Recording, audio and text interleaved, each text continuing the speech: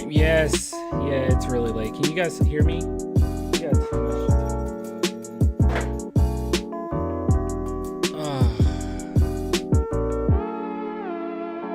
Can you hear me okay? Check 1 2.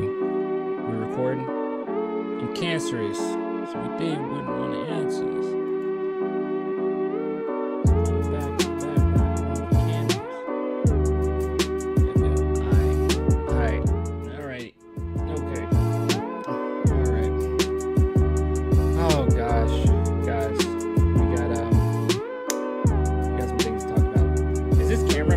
I think it's much better. Hold on, I can do this focusing. I think that's pretty clear, right? Change this light. I think that's a better light. We'll roll with this one. We're rolling with this one. All right. Ah, God. First live stream with the new 4K camera. New live stream with the actual good camera for sure. From Paris. You're on here at 6 a.m. Why are you doing that to yourself? Oh, music. Oh, crap. There you go. Sorry. Dang, why you sound loud? Oh, crap. Sorry. Hold on. How about that? Is that better? Yo, check it. I came to the conclusion that life sucks. The only thrill I get out of it is sticking. I can't say that line. It's Hobson though. That's good now. Okay. All right. It's so much. It's so much, guys. I feel awful today. By the way, I feel awful today. I was so fatigued. My stomach was hurting. That's what took me so long to even get on the stream. And I was like, crap. Do I have COVID? So I took a COVID test. Came back negative. But I was like, oh my gosh, dude. Felt awful today. So this stream, I'm muscling through. I am genuinely muscling through. Stomach virus? You think so? Oh man. Not in fatigue at 6 a.m. here? Good gosh. Oh no. I don't know. But anyways, how you guys doing? You doing okay?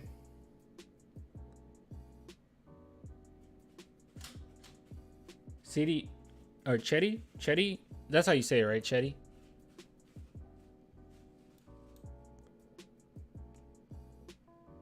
The heck is Kai talking about? Dude, I swear Kai has gotten like I don't know what's going on with dude. I don't know. He's a strange one. Oh, a big documentary of Wemby's gonna drop?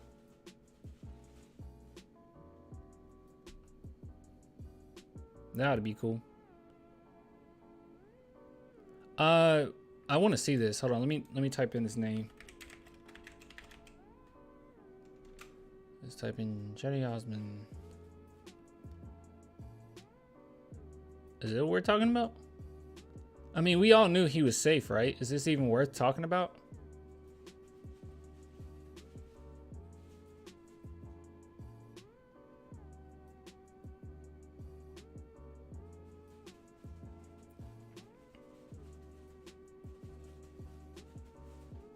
Yeah, I don't know. I don't really think this is news, is it? Oh, wait. This was his fiance or girlfriend or whatever? That's why she's showing up. That's her right there.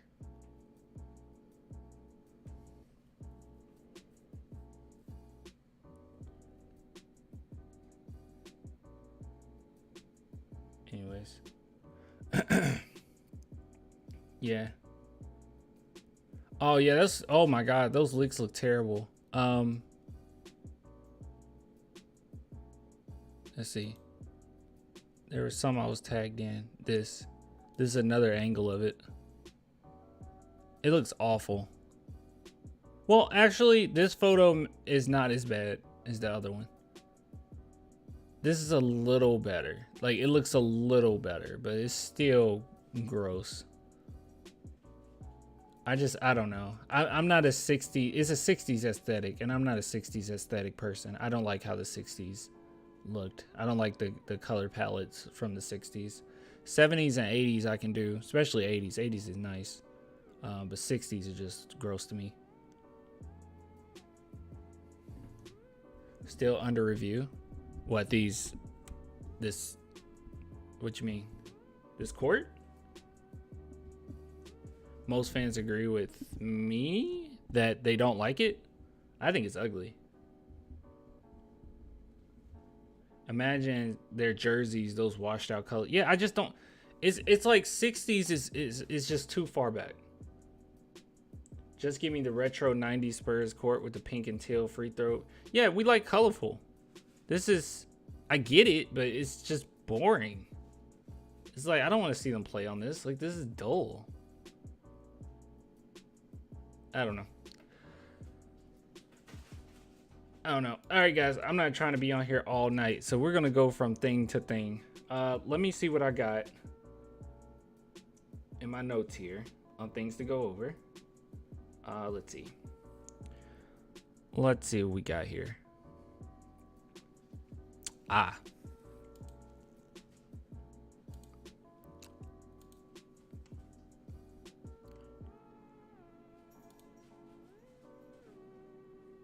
Actually, let me actually go to his page, because that might be better.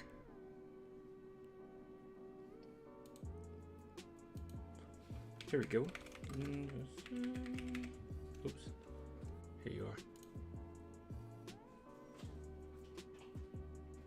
All right, hold on. My cat is...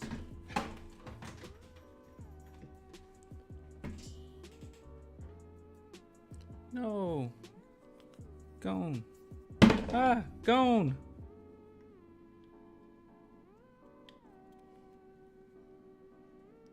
Gone's falling over. You sit here. What are you doing?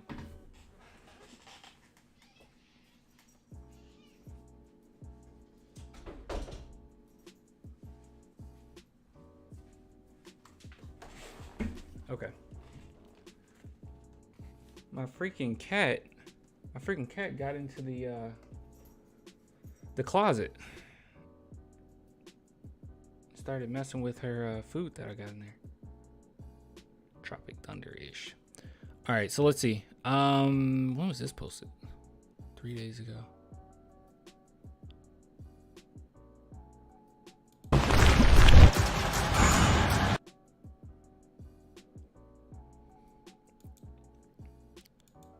Hold on 1 second.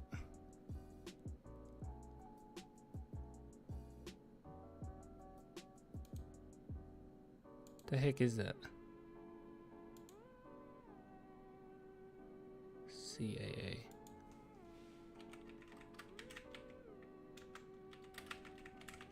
Hold on, I'm like literally looking something up because I'm trying to figure out what the heck that even is.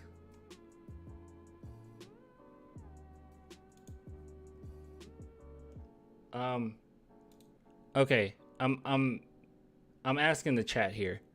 So Devin Vassell posted this on his story, and it has people speculating on whether or not he's about to sign an extension, which we all know that he's up for an extension, and he's going to get an extension. Just a matter of when it's going to happen. What exactly is CAA? Does anyone know what CAA is? This is from Devin Vassell's story, and it says business meetings. What is this? I think he will sign an extension. No, he should. He should sign an extension. There's no way. There's no doubt in my mind that the Spurs give him an extension. Is it an agency? I can't read this right here. That's my problem. Hold on. If we screenshot it and I bring it up as an image, let's see if we can zoom in on this. Give me 1 millisecond. I'm gonna crop it. Oh, wait. Someone already... Okay, you guys do know. Okay, so this is the image right here. Yeah, I can't tell what that says. That's why I was trying to figure out what it says. Too pixelated. But someone in the chat says CAA Sports Creative Artists Agency. Okay. So this is basically his management then, right?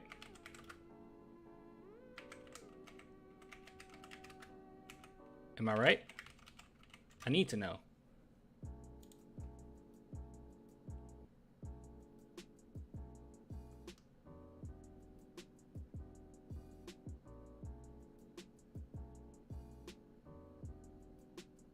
For talent, for brands, for enterprise.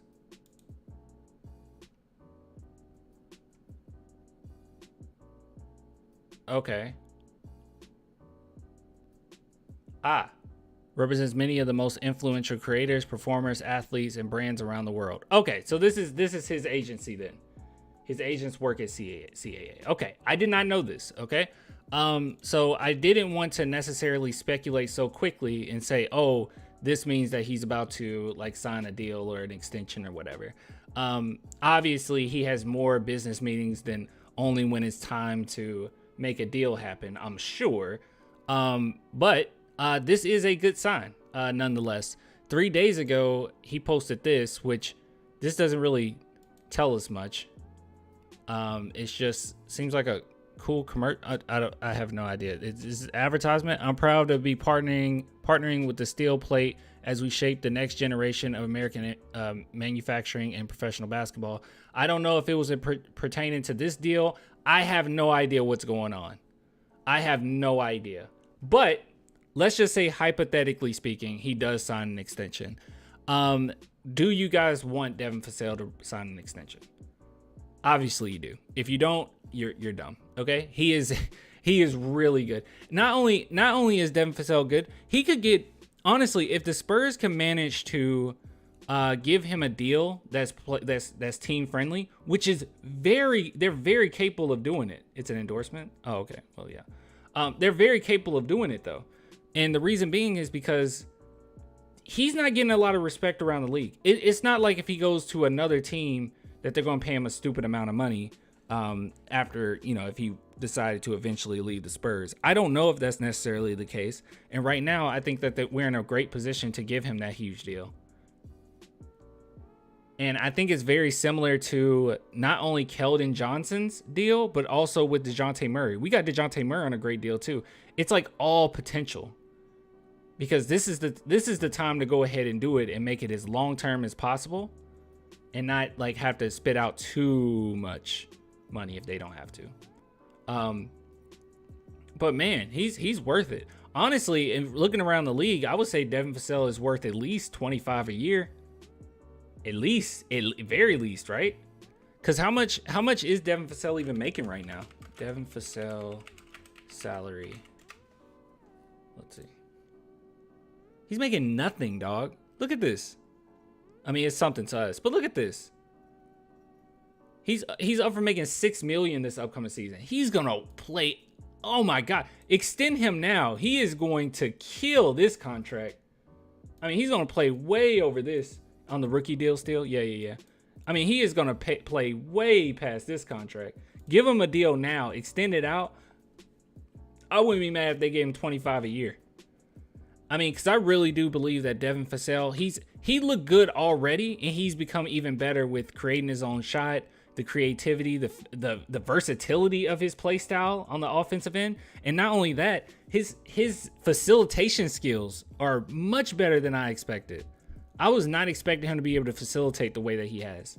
If anything happens where Trey Jones has to sit out for a game or two, or him and Malachi can't play for a game, and Devin Vassell there, Devin Vassell could run point guard a little bit. Not a lot, but a little bit. He's a great facilitator. And that's something people do not talk about. He made such a huge jump, and no one knows about it because, first off, we weren't on national televised games, and second, like, nobody paid attention. And he only played like a few games. F it, let's give him 30. That would be wild. But I think the Spurs can manage to do like 20. I mean, because really, if you look around the league, I don't think that people are clamoring for Devin Vassell yet. But he is the perfect. The reason why I would give him 20 or even up to 30, like you guys, I'm not mad at that. The reason why I would do it is because the way that he's going to fit with Wemby is going to be so nice. And I think in the long run, he could legitimately be like a third best player on a team and be dangerous. I don't think that Devin, I could be wrong, but I don't think Devin Vassell would be like a second option offensively on a championship team. But third option offensively, it's nasty. Sometimes the primary defender, nasty. He's so good. He's made such a huge jump. It's crazy. Gosh, I need some water. You guys know I don't feel well. That's why I'm like just stumbling over my words as well. Let's see. I'm trying to see what you guys say. Hold on. I need to move my PC so I can actually see what y'all are saying. It's blocking the chat. Here we go. He just has to stay healthy. Well, let's see. Devin Vassell's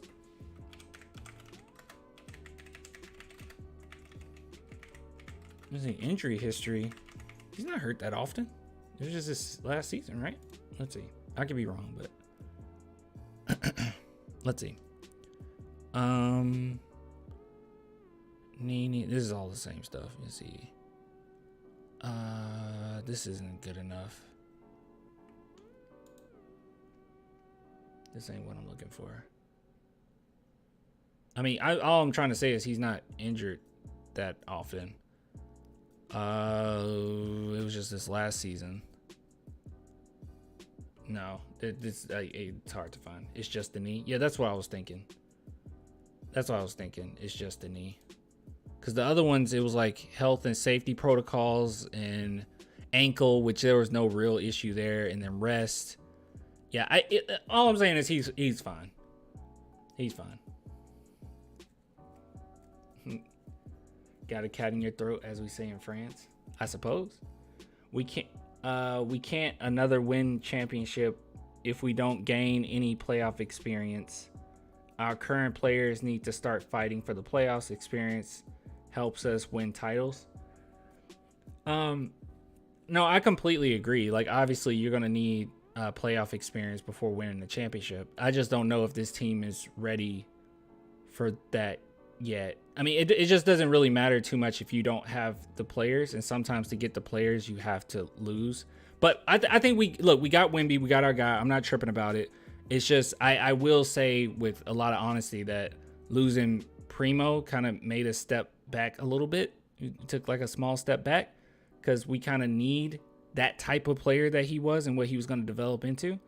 But the good news is if the Spurs were to make the playoffs, not only would it show that we're further ahead than we thought, but also it would mean that it's okay because we could still get like a 7th or 8th overall pick due to having the Raptors pick.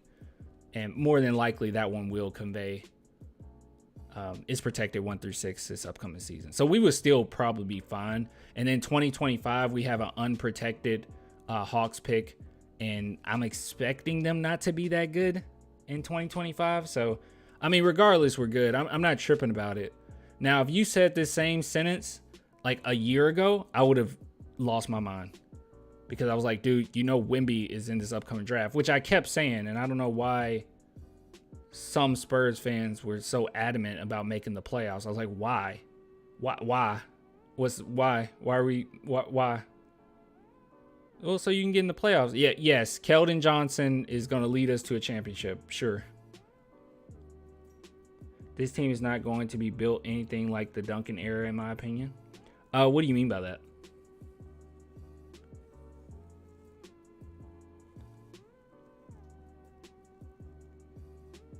Having Wemby is going to make our other highly anticipated youths flourish. Most definitely. Wemby makes everyone better. I think the person that's going to benefit the most from Wemby's presence is actually Keldon Johnson. Because Keldon Johnson is a pretty decent scorer when he doesn't have to do too much. Like, he has a few things that he's really good at, which is driving to the basket and catch and shoot threes. But he's iffy with the catch and shoot threes, but he's pretty doggone good when he has some type of like key facilitator or the attention isn't on him and he's not getting exhausted, he's pretty good.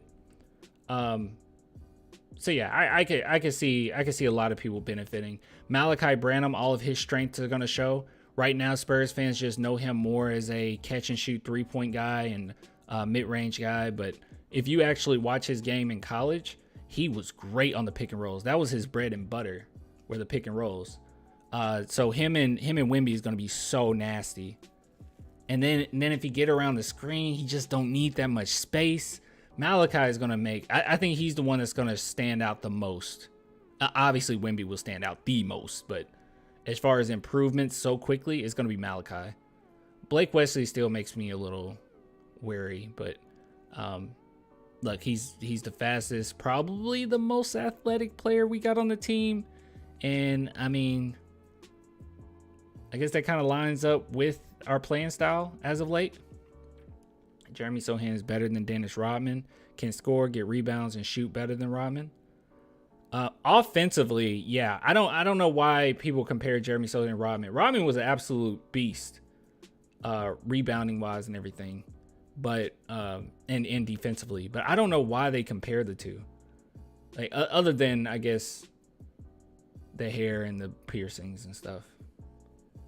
But no, Sohan offensively, I think he's further ahead than Rodman was. But that's just me. Good stuff. I don't know, good stuff. I just wanted to show you guys this because I wasn't sure how you felt about it. But maybe an extension's coming? Possibly. We'll see. I'm excited to see Keldon and Branham off the bench. Brandon's gonna be so good, dude.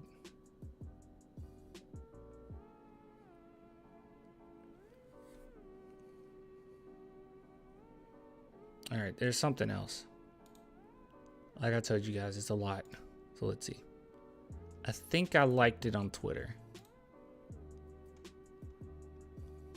Is this it?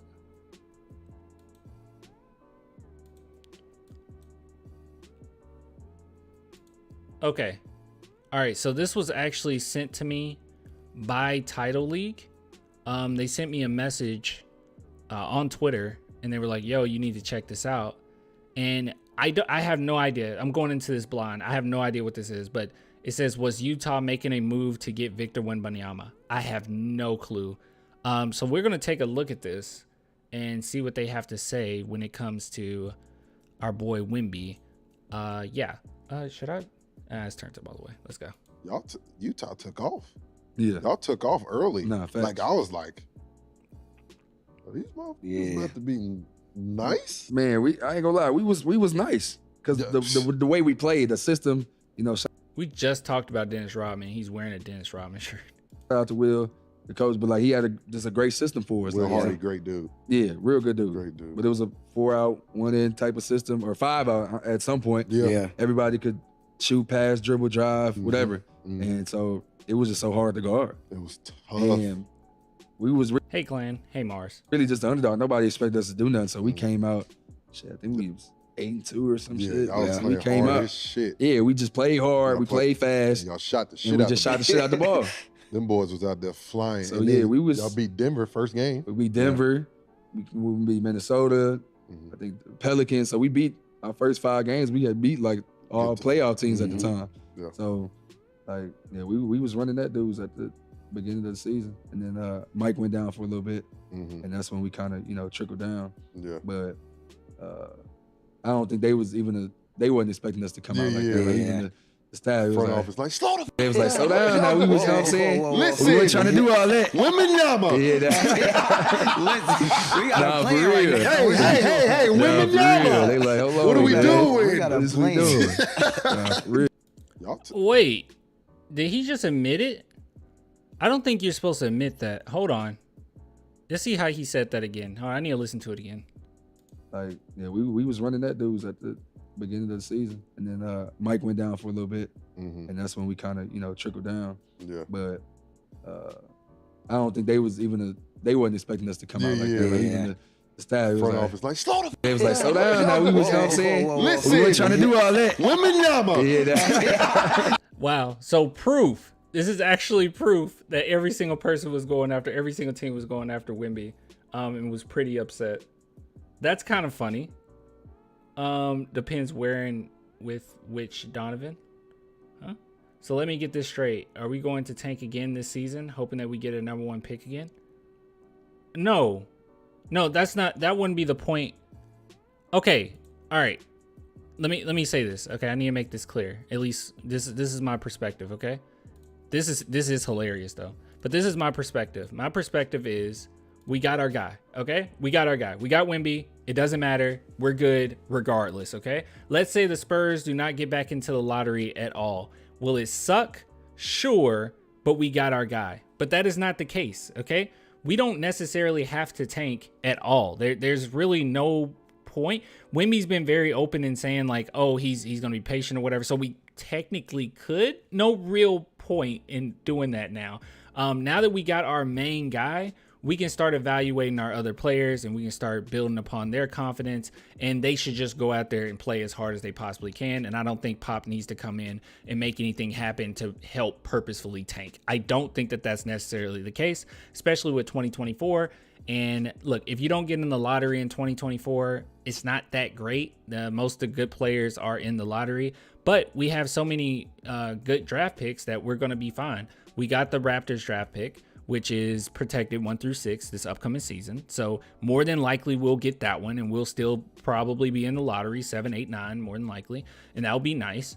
And then the year after that, we have a Hawks unprotected. The Spurs can literally just go out there and play freely. All I'm saying from my perspective is that if I had a choice of the Spurs play really hard this season and they make the playoffs, or the Spurs play really hard this season and they're shy of the playoffs, I'm going to go with shy of the playoffs because I know that Wemby is going to be patient. I know that he's not necessarily expecting the Spurs to win right now, and he's still kind of building upon his skills. We're not going to be ready. And when I mean ready, I mean Wemby ready, at least another 2 or 3 years, probably 3 years. I guess be real. So I'm thinking about it in Wemby's development, right? Wemby won't be ready until about 3 years, and we can start making some noise and start making some moves. And not make some moves, but you get what I'm saying. Like get into the playoffs, start fighting for it. I think that's all it really takes. Wemby, give him about 3 years, and in that time span, I'm okay with the Spurs constantly getting really great players to add to this roster. I'm okay with that. And if it comes from the draft, it comes from the draft. We already know that all of our success has come from the draft. All of our main guys were from the draft. Duncan, Manu, Tony, David Robinson, Kawhi. It's all from the draft. It's all draft moves. So that's just what I'm banking on right now. I'm not banking on us becoming the LA Lakers and we can get just so many players coming in. Possibly, maybe. I mean, Duncan brought in quite a few free agents. Obviously, we had that huge one when we got David West and all those great players. But I think that also had to do with Kawhi and people thinking, okay, Duncan's on his way out. It's time for LA was like, I can come in and I can be the guy. But yeah, I just think overall, I'm not really that concerned with the Spurs making the playoffs right now. But I'm also not super pro tank. I'm just chilling. I'm just sitting back, enjoying what I get. If I had a choice, I would choose for us not to make the playoffs again. Just so we can build upon this talent. And in 2025, I really don't care because, like I said, Hawks is completely unprotected. That's just me. Who is thriving? Mavs and what are you guys talking about? You guys having your own little conversation. Who is thriving? Mavs and Rockets are tragic. Lakers just got swept. Who said? Oh, Courtney said, okay, that makes me. What are we talking about?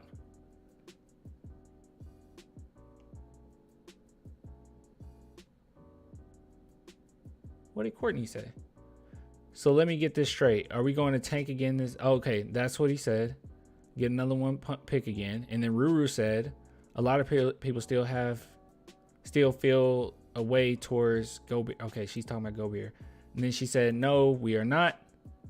And then he said, I'm tired of seeing rivals thrive. That makes you feel better. I'm sick of the Lakers and Warriors. Our rivals are not thriving. Yeah, Ruru is completely right here. Our rivals are not thriving. I mean, Mavs. Yeah, Mavs is a mess. They're a complete mess. And the problem with the Mavs is the opposite of the Spurs. I think the Mavs tried to build upon what they had with Luka way too quickly. And then the Rockets, she said Rockets are tragic. Yeah, they're pretty bad. They got a lot going on over there. Lakers just got swept by Jokic. And yeah, Lakers won that one championship in the lockout season. But other than that, they haven't been super successful. Kawhi can't even stay healthy to lead the Clippers. Are the Clippers even considered our rival? I wouldn't say they're our rival. I guess Kawhi is. But yeah, what are the rivals doing? They're not doing anything.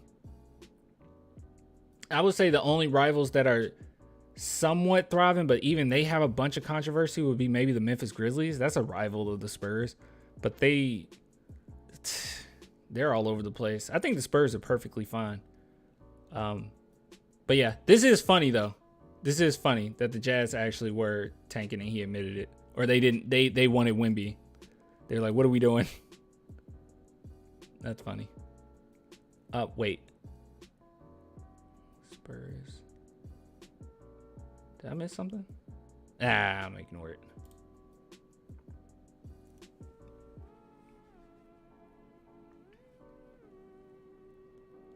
OKC is the only team we need to worry about.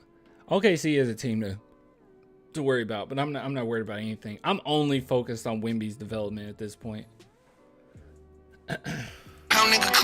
Oh my gosh.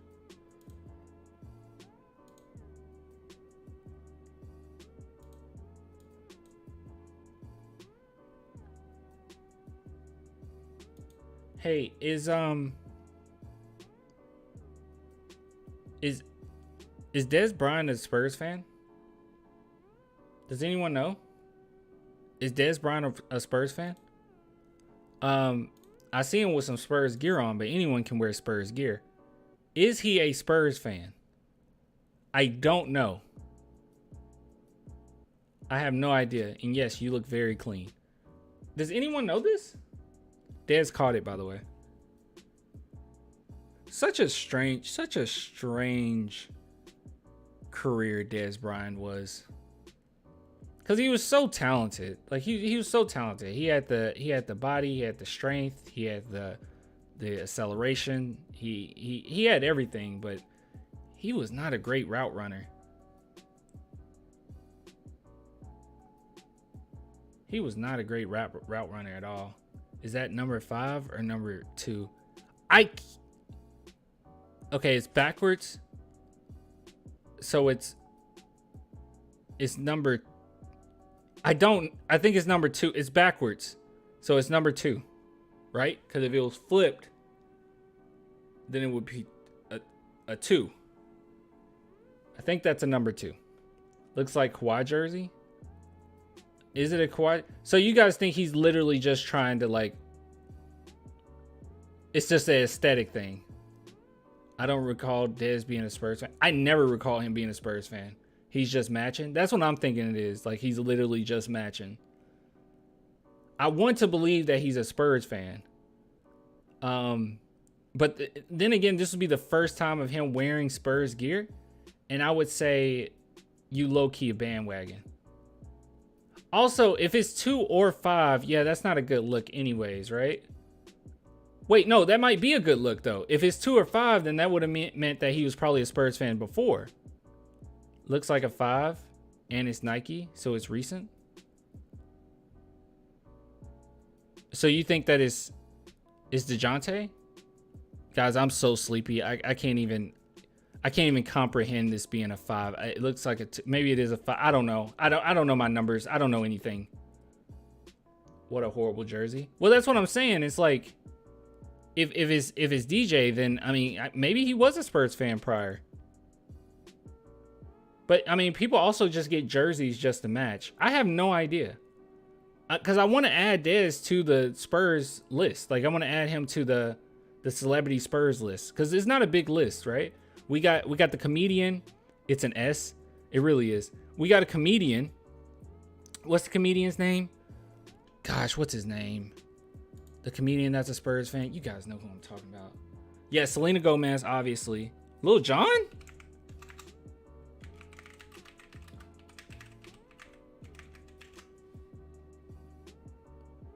No. Oh my God. No. I gotta type in San Antonio.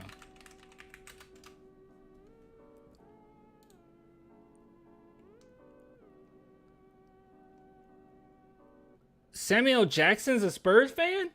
When the Spurs won their last title, a pumped up Jackson tweeted, "I love waking up to good news. Spurs champs. Way to take care of business. Congrats to all. I'm yay." Really?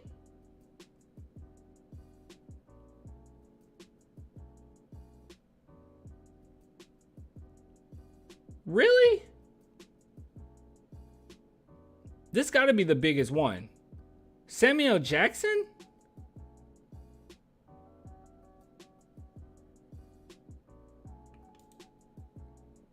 Does this link take me anywhere? Oh, we know who Samuel Jackson is. Okay. Selena Gomez. We all know, every person alive knows Selena Gomez is a Spurs fan. Okay, we all know that. Everybody knows that. Native Texan, has been a fan since she was 5 years old. We all know Selena Gomez is a Spurs fan, all right? We don't have to. Tommy Lee Jones? No, are we just saying names now? I thought Tommy Lee Jones was a Lakers fan. Is Tommy Lee Jones hailing from Texas? Jones is an avid San Antonio Spurs fan. Is often seen courtside at Spurs. Is this real? He's from San Antonio. I didn't know this. Selena Gomez is my celebrity crush. My celebrity crush is Alicia Keys. That's my celebrity crush. It's Alicia Keys. Alicia Keys. I have quite a few. It's Alicia Keys, Mariah Carey, even though my favorite rapper of all time, Eminem, hates her. I have some more. Salma Hayek. I don't know. Gabriel Iglesias. That's the name. That's the name I was thinking. Yes. Yes. Yeah. Who else is a celebrity crush? I watched Pose not that long ago, and that chick, who's the chick from Pose? It's the trans actor. She's really pretty. I don't care what anyone says. Alicia Keys. Why you say Alicia Keys like, Alicia Keys gorgeous. I love Alicia Keys. I had a huge crush on her when I was a kid. The country singer George Strait. Ernie, your celebrity crush is a country singer named George Strait.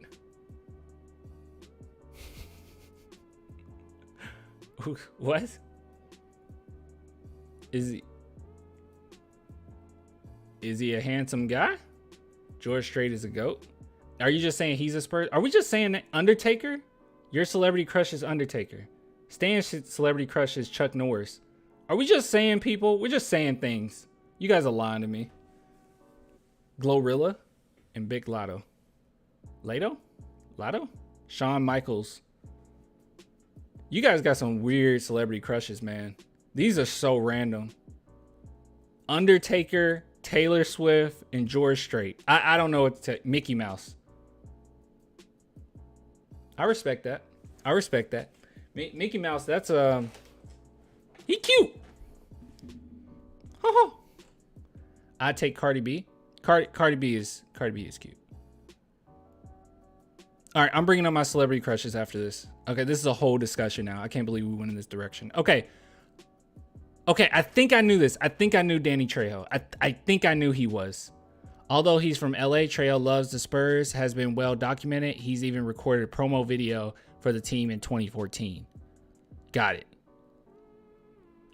Oh, George Strait. You weren't saying that you have a crush on George Strait. You were just saying he's a Spurs fan. Got it.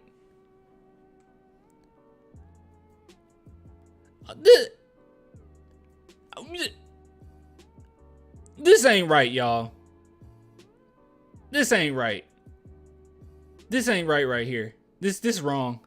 This ain't okay. I don't like this. I don't like putting Eva Longoria on this list. Oh, no. We can't. Hold on. Are they just going to gloss over? Let's see if they just gloss over it. Even Longoria's Spurs fandom obviously rose to prominence during the actress' marriage to NBA guard Tony Parker from 2007 to 2011.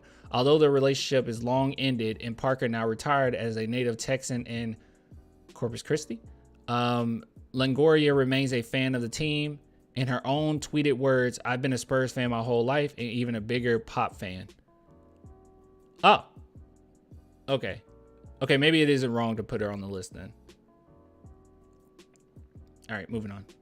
Brad Pitt? Why wasn't... God, I thought this was a ranking. Why the heck is Samuel Jackson at the top and Brad Pitt isn't right after? Brad Pitt is more popular than... I mean, is he more popular than Samuel Jackson? I don't know. I feel like Samuel Jackson's more famous. I feel like it was Sam and then Brad and then everyone else. How the heck do you... I mean, Tommy Lee Jones... No, Tommy Lee Jones isn't as big as Brad Pitt. That's wild. Oh, Shawn Michaels. Okay, so you guys didn't have a crush on Shawn Michaels. You were just saying he's a Spurs fan. Got it. Okay, I got a little lost in the weeds here. I thought we were talking about celebrity crushes. We started talking about kind of, I don't know. Brad Pitt knows ball. Oh, okay. I just said him. Are you Shawn Michaels? Is that your celebrity crush, Ruru? Ain't no shame. Ain't no shame. He wasn't my favorite like WWE wrestler or nothing like that, but Army Hammer. Hammer's interest in San Antonio Spurs likely spurs from his previous interest in the San Antonio Spurs likely spurs from his previous marriage to Elizabeth Chambers, a native San Antonian. Hammer kept a residence in the city and attended games during the 2010s, but since being outed as a cannibal. Whoa, wait. Okay, who's Army Hammer? I'll be honest, I didn't even know who's Army Hammer. Is it did it say cannibal?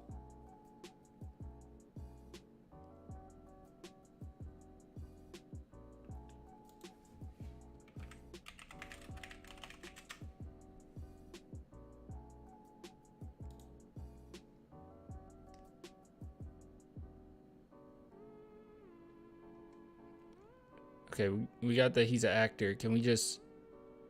Abuse allegations in 2021. Oh, God. Where's the cannibal? Am I spelling cannibal? It said cannibal, right? Am I crazy? I know it said cannibal. Outed as a cannibal. He eats people? Who got canceled hard? Army Hamster got canceled hard for being a cannibal? Oh, sorry, I scrolled too far. For being a cannibal? What? I have no idea what's going on here. All right, if someone in the chat knows who Army Hammer is, let me know. I have no idea. Michelle B, we don't have to explain this, obviously. Jack Earl Haley, Academy Award nominated actor Jack Earl Haley was spotted at Sundance Festival wearing a San Antonio Spurs cap. Haley there promoting The Birth of a Nation. Great film, by the way. A film in which San Antonio point guard Tony Parker and former Spurs guard Michael Finley served as the film's producer. Wait a minute. Am I thinking of the wrong? I'm thinking of a different movie.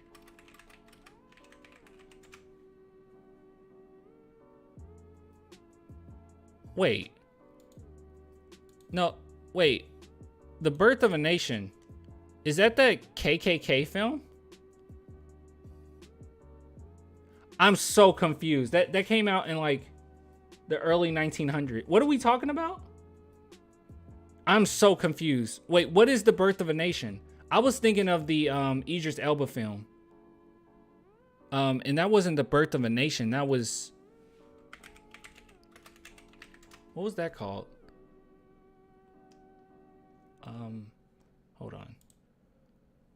I was thinking of the Netflix movie.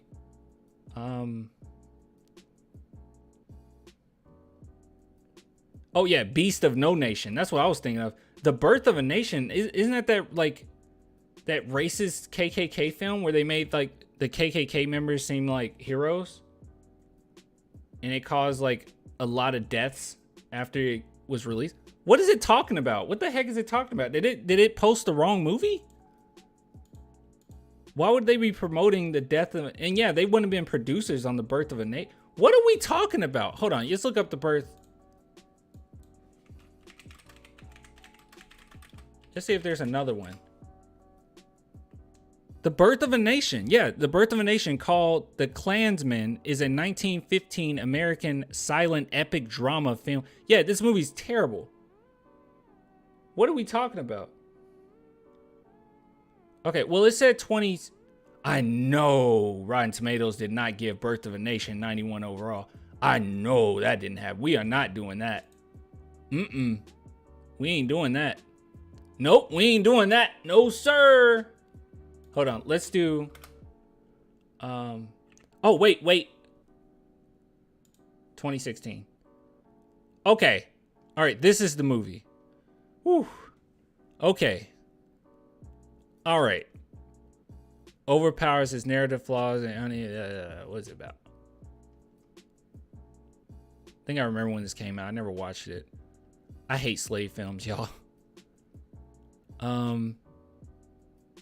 Let's see. Nate Turner is an enslaved Baptist preacher who lives on a Virginian plantation owned by Samuel Turner, with rumors of insurrection.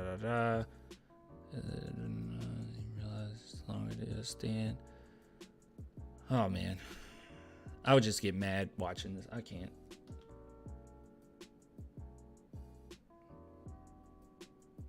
Yeah. Okay. Well, you know, now you guys know what The Birth of a Nation. This threw me off because I was like, okay, Beast of No Nation is what I was thinking about. Because Beast of No Nation came out, it said 2016. Oh, and this came out in 2015. Okay, that's why I was thinking Beast of a Nation. Okay, yeah, The Birth of a Nation, that's that movie. That's that 1915. Is Selena Gomez still a Spurs fan? I think so, yeah. I don't know who this is. A native San Antonian. Back in the day, the actor was even visited by Tony Parker on the set of Heroes. Tony Parker is coming up a lot in this, isn't he? He's coming up a lot. All right, let's move on. Shirley Manson. Okay. The garbage front woman Shirley Manson loves the Spurs is no secret. Manson often dons her Spurs gear or simply Spurs colors on stage in homage to the team she loves. She once called Popovich the greatest coach of all time. She knows basketball. I don't know who this is. The French footballing superstar shares a native home with longtime Tony Parker. Dude, Tony Parker has created so many Spurs fans. Maybe we need to give him more credit. Who are these people? Celebrities, apparently. I don't know some of these people.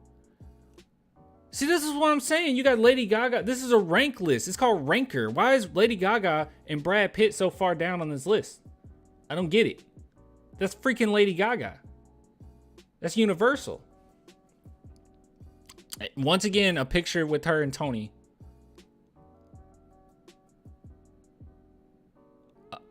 Oh, a drug lord and one of Mexico's most wanted traffickers, El Grande, was captured and arrested by Mexican Marines while rocking.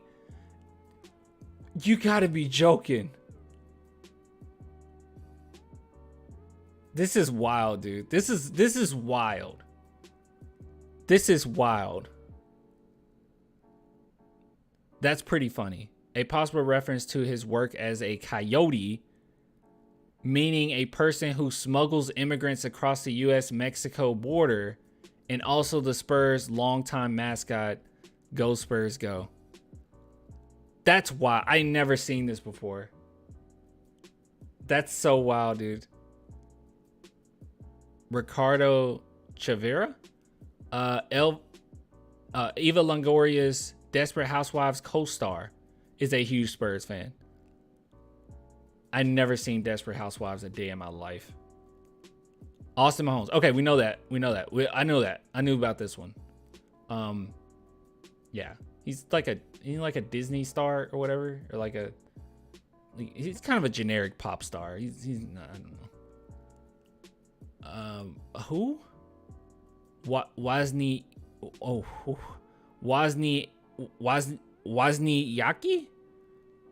Carolyn Wozniacki? I don't know. Husband day. Okay, dude, we can't just be putting. Okay, now we're just putting anybody.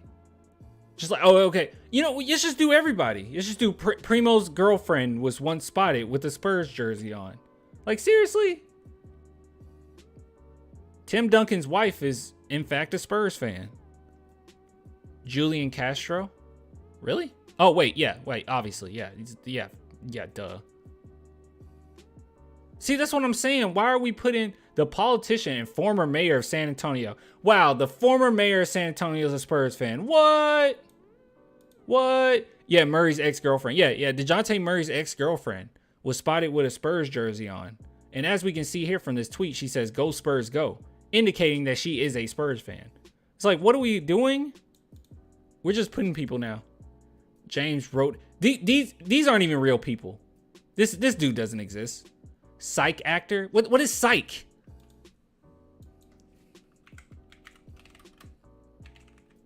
Psych TV show.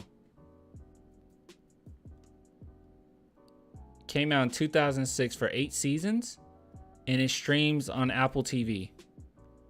Oh, wait. Okay, I do recall this. Okay, I recall this. Okay. That's fine. I recall this logo. Okay, whatever. I suppose. It says, is a major Spurs fan who frequently tweets about the team. His all-time favorite Spurs player is Manu. Mine too. Trevor Knight, the former college standout court. We just putting anybody. How long is this list? This is going on forever. I seen Primo once wearing a Spurs jersey. Yeah, exactly. Do you really not know him? Which person? Him? I didn't know who he was, no. I never seen Psych. Thomas Gibson. CBS star actor Thomas Gibson, a longtime San Antonio resident, is a huge Spurs fan who is often found posting "Go Spurs Go" and Spurs Nation on his social media. Do you guys know who Thomas Gibson is? I don't.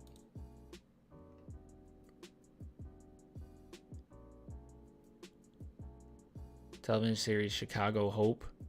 Greg Montgomery. I don't know.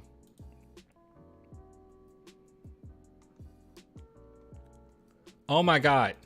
All right, let's see. We got to go back down. I should have known better than to leave this page. He didn't want me to leave.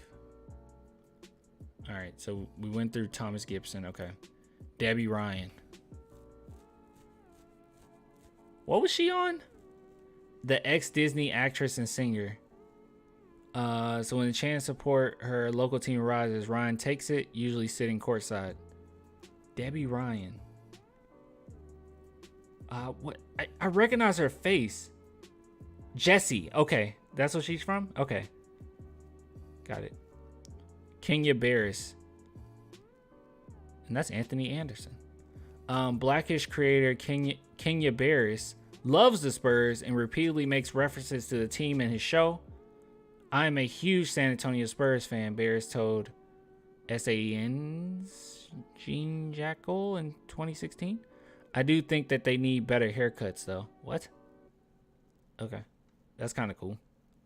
Colin Padalecki? One half of the band surfaces an American music group from College Station, Texas, donned a Spurs jersey in 2022 music video for the song I Can't Help But Feel to show where the NBA loyalties lie. Great fit, by the way. Whoopi Goldberg. See, that's what I'm saying.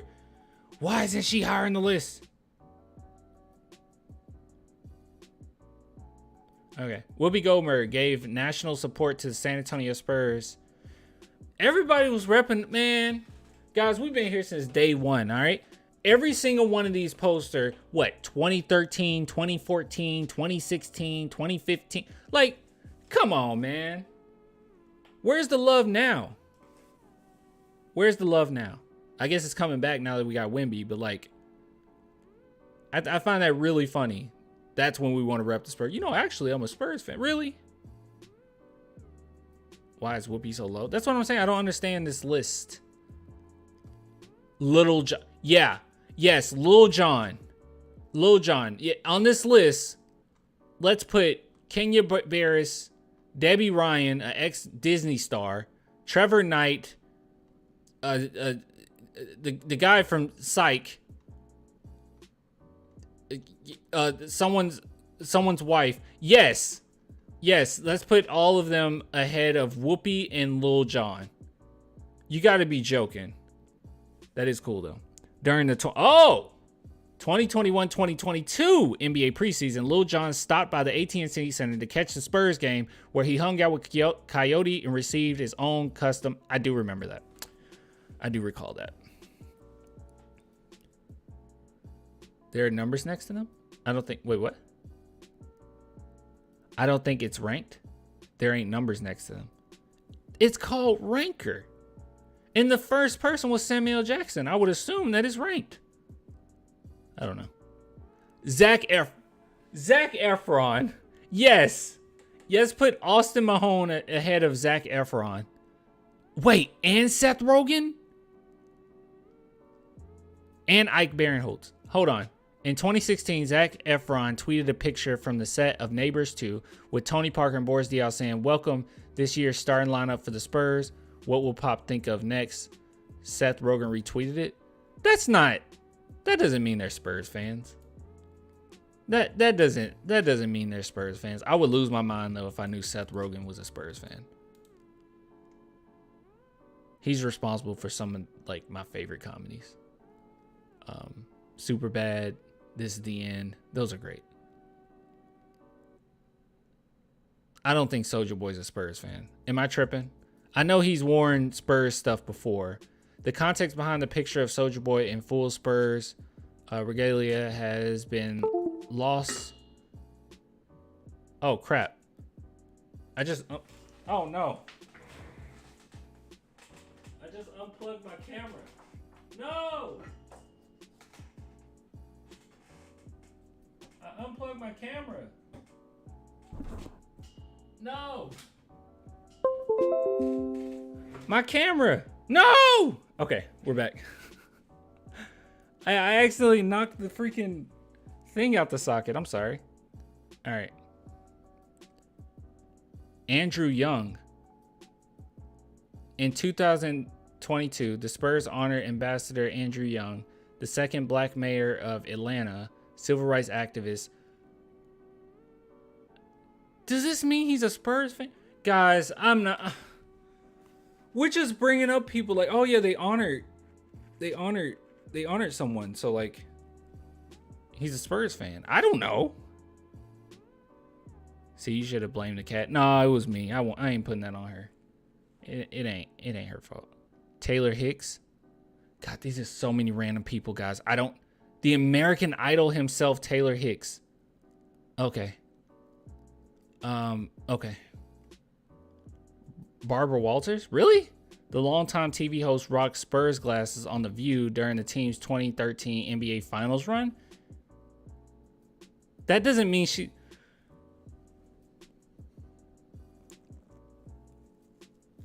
Is Cam Newton really a Spurs fan? He was wearing a Spurs jersey. I don't know who this is. During the 2013... Of course, it's during 2013. Okay, is that it? Okay, that's it. So I feel like 90... I would say 80% of these people probably weren't even Spurs fans. This was a stretch right here. Oh, yeah, Zac Efron and Seth Rogen. Finally, it's over. That gave me a headache. List so bad it cut the camera off. True. Oh my goodness. I was gonna bring up celebrity crushes at the end of this. I don't even really feel like it anymore. I'll be honest with you. Alicia Keys, 2003 was probably the height of my crush on Alicia Keys. I ain't gonna lie to you. And when she appeared on the Proud Family, I lost my mind. What was it? What was she on? Wait.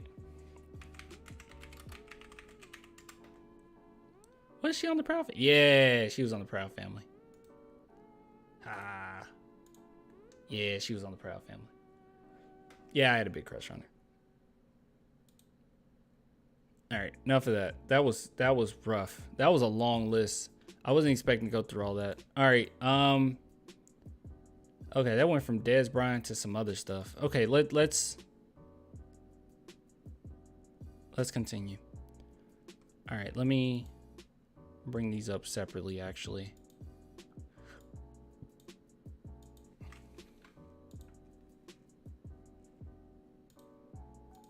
Where's Twitter? Kevin Hart. He wasn't on the list, so he's not a Spurs fan. I don't care.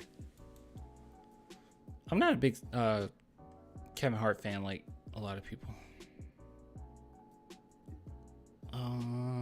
Okay. Let's duplicate this one. Let's go backwards.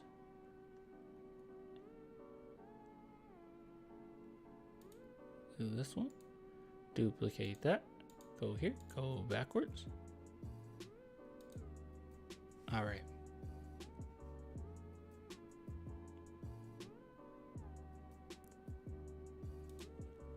Bland will fill in for Diggs and be fine. I hope so. Look, you only need like 2 seconds when you got Micah Parsons coming around the edge. But guys, we're not talking about that right now, okay? We're not talking about my Cowboys. We're talking about my Spurs. Take a look at this. Your boy Wemby spotted with Manu Ginobili. And it just says Wemby has the best mentors. Well, it's kind of like Manu's job at this point, right? He's literally hired by the Spurs to do things like this. So yeah, came across this. This is awesome. This is fun. You can see your boy Wemby shooting lights out. That's City? Yeah, that's City right there. That's Sissoko. Wait, what'd he say? Hold on. He's been training for half an hour. That's beautiful. Yep. And also, this is what I really wanted to show you. This is what I... Wait, no, not this. This is cool too.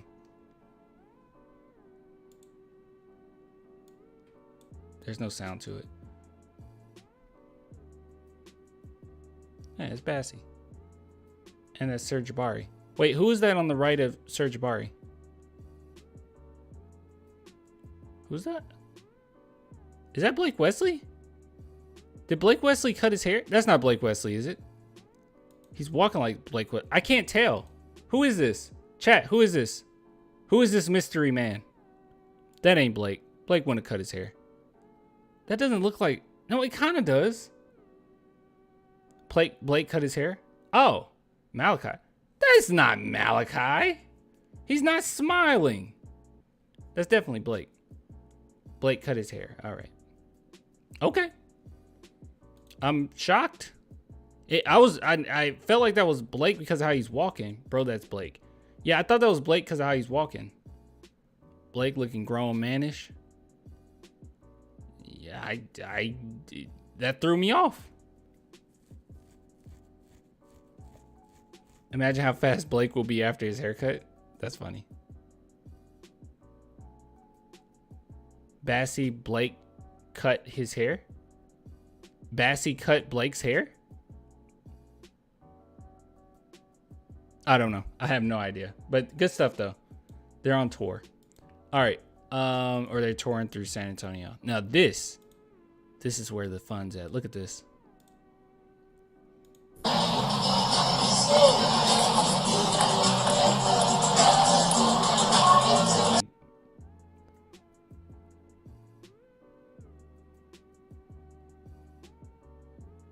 I suck at ping pong. Look like Manu's good. That was terrible form by Blake. And like I said, I'm not a pong guy, but that was terrible form. Yeah, so everyone's bonding. It's also been speculated that this was also for a HEB commercial coming soon. I have no idea. Like, there's a rumor that Manu and Mamu is they're gonna have their own HEB commercial, which would be fun, I guess. I don't know. But it should be cool. I just want to see Wemby, honestly. I don't really care for anything else. When is the last time an HEB commercial's been good? I mean, genuinely, like, I know we harp on how much, Kawhi sucked. You suck, Kawhi. You really do. And I know we harp on that, but, dude, some of our best ones, maybe, actually, I'm going to go on a whim here. Our best HEB commercials had him in it. Our best ones had him in it. So yeah, it's gonna be nice. And we have players with actual personalities. Sohan, Wemby, like this, it's gonna be nice. But yeah, Kawhi, his was the best one, and Manu was by far the best actor of all of them. So charismatic, but good stuff. I like to see the Spurs players getting along and hanging out, and it's always great to see that. Also pick on Twitter at Chetty Osman. Yeah. Look, I'll bring it up. I'll show. I'm sure people. It's not enough to have his own separate segment or anything, but sure. Let's see. So type in Chetty Osman. Here we go. Yep. In Spurs gear, looking all nice. But we all knew he wouldn't be the one to leave, right? Like we know that Birch is gonna be gone. More than likely, and maybe Bassey could be gone. But yeah, everyone knew Osman would still be here. Like, there's no way unless you trade him. Like, I mean, he's just too good of a player next to Wemby, for him to just be waived or whatever. Rudy and Patty too. No, LA DeMar and Powell did some good ones. So did White and KJ. I'm sorry, guys. I feel like the era with Kawhi, I know we don't want to bring him up, but he had it on lock, y'all. He had it on lock. Some of the best ones was Kawhi. I mean, we're talking the one, what was it? Where they dressed as like gods and goddesses or something like that. That one was really funny. The laundry one was so funny with Kawhi, where he just literally just had it all one hand. That was hilarious. I'm sorry. The indubitably, come on. Indubitably, come on. That was hilarious. It was Kawhi. Kawhi was the best one. He did the best ones. I'm sorry. The OG ones were really good too, early 2000s. Yeah, but come on. Yeah, Bruce Bowen was funny. But you guys get what I'm saying, though.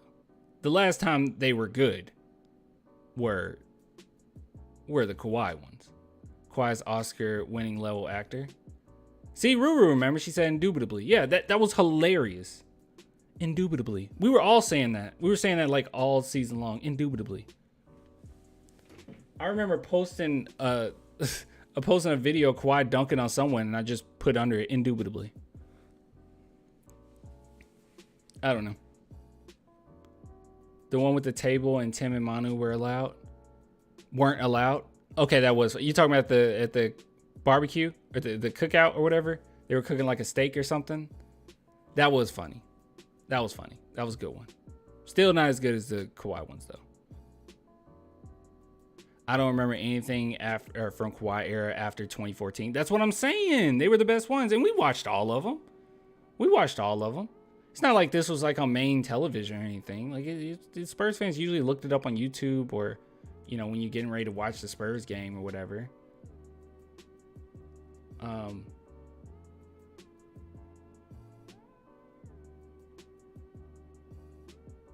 Wait, that what? I don't remember that one. Kawhi, I think I see your house. For real? Throws Kawhi from plane. What? That's dark. HEB went that far? What the heck? Oh, my mom made it. Opa. Yeah. Yeah, totally. Yeah, that was funny. What are you guys talking about? They were parachute. Oh, the parachute. Okay. Oh my God. I was like, what the heck? I needed more context. I didn't remember what you were talking about. Kawhi, I think I see your house from here, and then just throws him out of the plane. No wonder he left San Antonio. I don't know. Good stuff. HEB commercials are great. All right.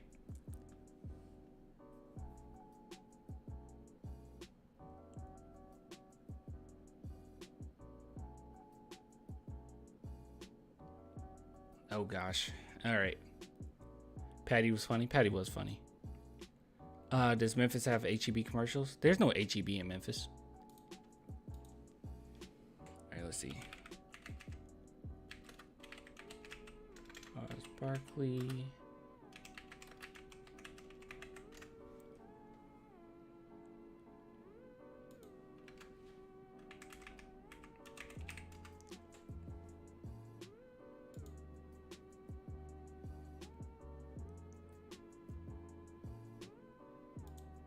All right, guys. So, chat. Charles Barkley is not very liked amongst the Spurs community. Okay, you're either a person that absolutely hates him for his comments on San Antonio women, or you're someone that kind of chuckles at it, but don't necessarily take his takes that serious. Would you be closer to me? Usually, he has some good takes here and there, but yeah, I chuckle at the joke. The joke is pretty funny, but at the same time, I just don't take him that serious. But I do like this take. So Charles Barkley had something to say about Greg Popovich. So this is what he had to say. And he makes an argument basically for Popovich being the greatest coach of all time. People were asking if he's the best coach ever, Barkley said. I said, for me, he might be. Let me explain why. Look at his 15-year window. They've won 50 games every year. They won 5 championships. And look at the way he won them. He won the first one with David Robinson. He wins the next one with Robinson and Duncan.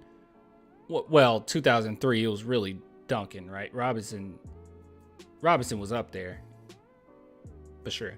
Then he wins with Tony Parker and Manu Ginobili as maybe his best players. Maybe Tony. One of those championships for sure.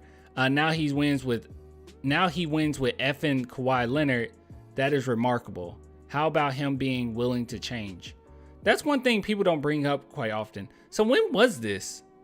I know that this was posted a couple days ago, or just a few days ago. I am curious of when this quote actually is, and I was trying to find it, but I just made the assumption that he just said it not that long ago. But this is definitely something that I think that people don't really give Pop enough credit for. For some reason, if you truly just hate Popovich, then you will just make things up. Like, you literally would just make things up. You just say, oh, Popovich? Oh, dude, man, yeah, I understand that you're saying that he's all good, but he doesn't adjust to anything. He's an old man and he doesn't relate to players. And it's like, that's the complete opposite of what players say and the complete opposite of the result. He's won in a multitude of eras. I mean, basketball in 1999 is not even remotely the same as 2014. He's one of those few coaches that actually can adjust. The problem with a lot of coaches is they do stay in their ways. They're stuck in their ways. Popovich isn't. He adjusts all the time. And that's something I feel like he doesn't get enough credit for. And I think it's a lot of times like people just have personal gripes against him, not actually looking at it objectively. If you're a true Spurs fan, I mean, any bias you have, you need to put that away because you could not have a better coach than what we've had. He's ridiculous. I don't know. People bringing up churros. Aside from trashing San Antonio, he's pretty spot on his takes. His takes be pretty good sometimes. I'm not gonna lie. I don't take him too serious with certain topics, but his takes are okay.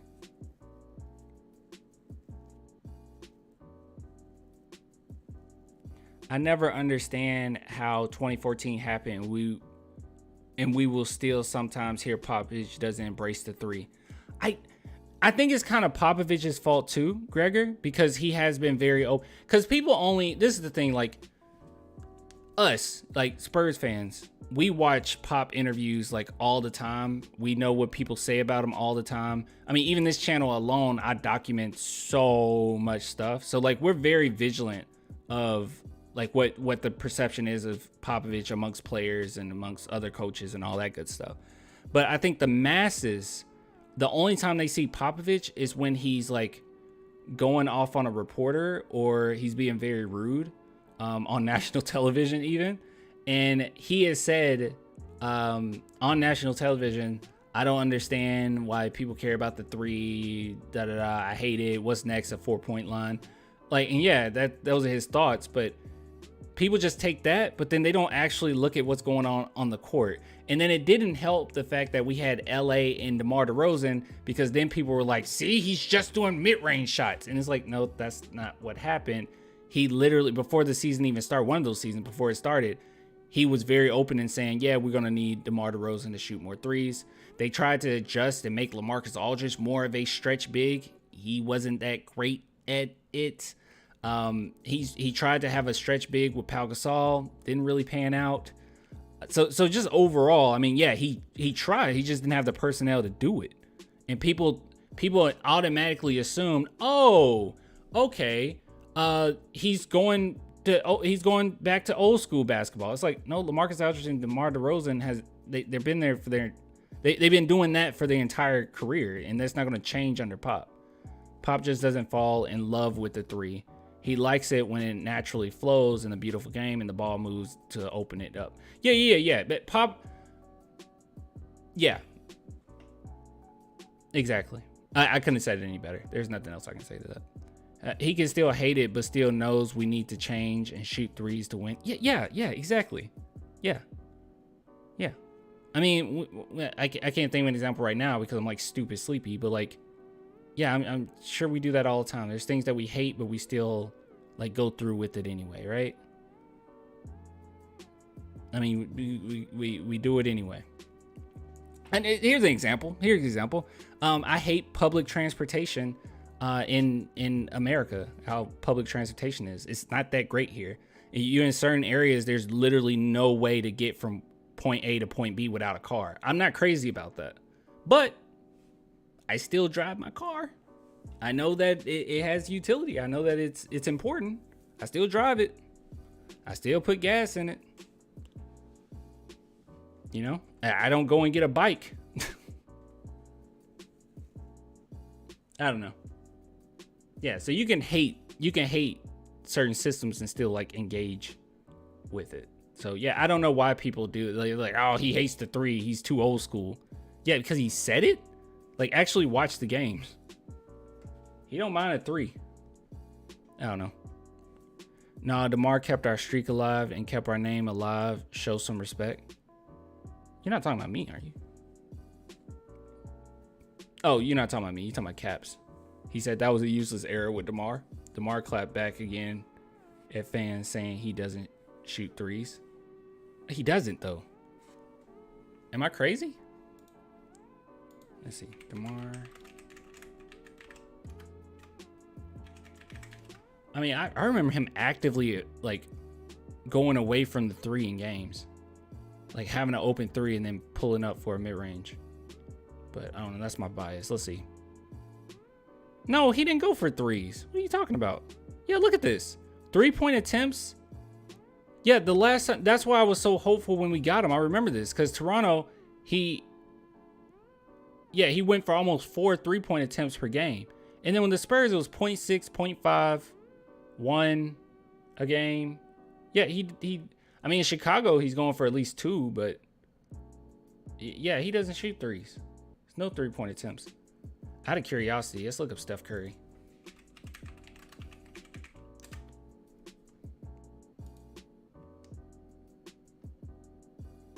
Oh my God. Steph Curry attempts nearly 12. Oh my gosh. That's a lot of 3s. Dude, oh my God, guys, we're witnessing greatness right here. We really need to appreciate what the heck we're getting out of Curry. This is ridiculous. Look at how many he's attempting and his percentages. In 2020, he averaged almost 13 3-point attempts per game and nearly 50%. Wow. Yeah, he says he doesn't need to shoot 3s because he's more efficient at shooting 2s. And his all-time scoring speaks for itself. He's talking about DeMar DeRozan? It's fine. It's just that his playing style doesn't really tailor itself to modern basketball. I mean, he doesn't win anything. I mean, he hasn't won anything. I like DeMar DeRozan, by the way. And I think he can win. I think he can win a ring in the right system or whatnot. I'm just saying that if he's the main guy, you're kind of screwed. His playing style is just too, yeah. You got to shoot threes in modern NBA.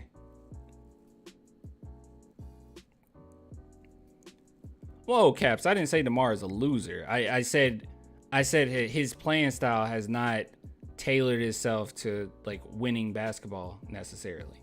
It's just the playing style. It's a mixture of the playing style and him being the main guy. That's what I think is kind of the issue.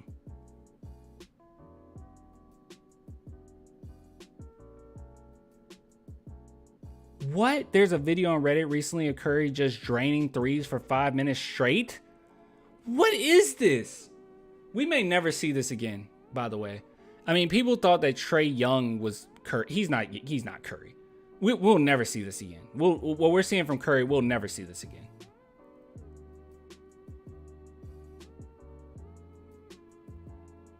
He'll be a great third option. If he's with a superstar, he's a phenomenal second option, I think. I'm not disrespecting DeMar DeRozan. I like DeMar DeRozan. I'm just saying that his play style, I mean, it didn't. Okay, the whole argument here, we're getting a little off here, right? We're getting off topic a little bit. The whole thing was, what is the perception of Pop? And I think that the perception of Pop was that he's an old school coach because he had DeMar DeRozan and LaMarcus Aldridge, which isn't fair. They're just those types of players. It's not that Pop wanted to play that way. And he tried his best to get out of playing that way. But he couldn't really manage to get DeMar. I mean, when he finally got DeMar DeRozan and went to the season and said, hey, DeMar, we need you to shoot more. It was like one 3-point attempt a game.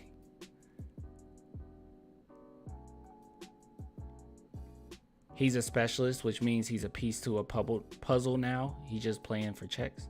Who cares? He could shoot threes for 24 hours. Okay, and what are we talking about? We're talking about Steph Curry, right? Are we talking about Steph Curry now? Rumor is Matt Bonner does that in practice. Matt Bonner? I have no idea what we're talking about in the chat. I get lost in the chat sometimes. Most NBA players can drain every shot in a wide open gym. For 5 minutes straight? Really?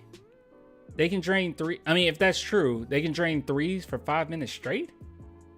I don't know how true that is. I mean, yeah, they can hit some shots, but yeah, he would hit 100 straight threes without missing. Guys, that's not normal. We can't just say, yeah, any player can do that. I don't know, 100 straight threes without missing sounds insane. I don't think that's true. Is that true? Even in an open gym, is that true? Let me see if I can find this.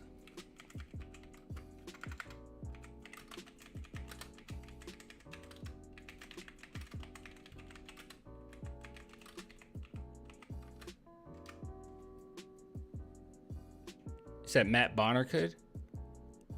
Oh my goodness.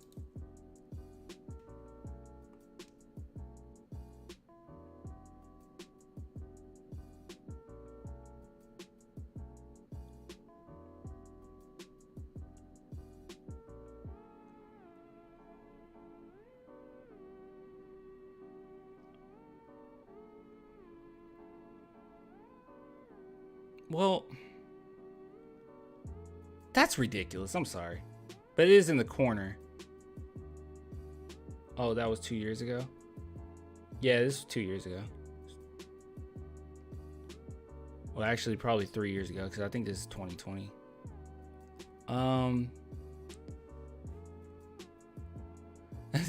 I can miss 105 in a row. Where's my respect?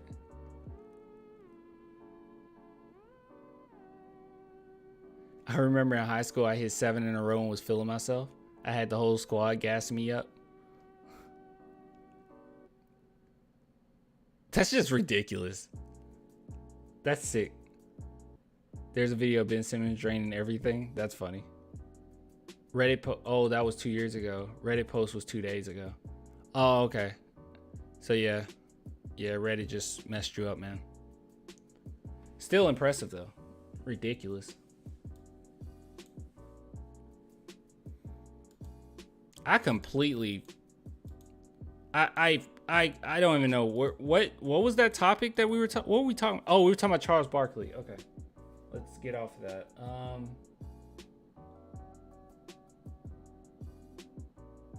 Oh, this is something you guys brought up. Hold on.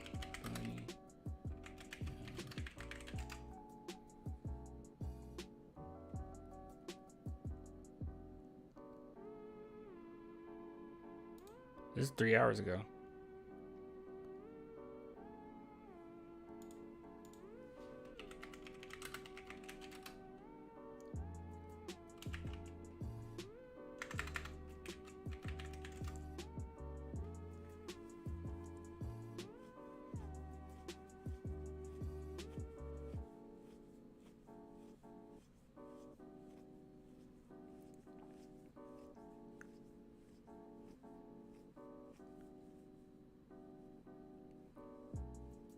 Where is?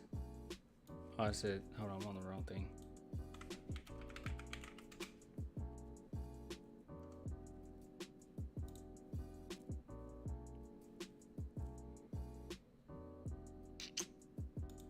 Wait a minute.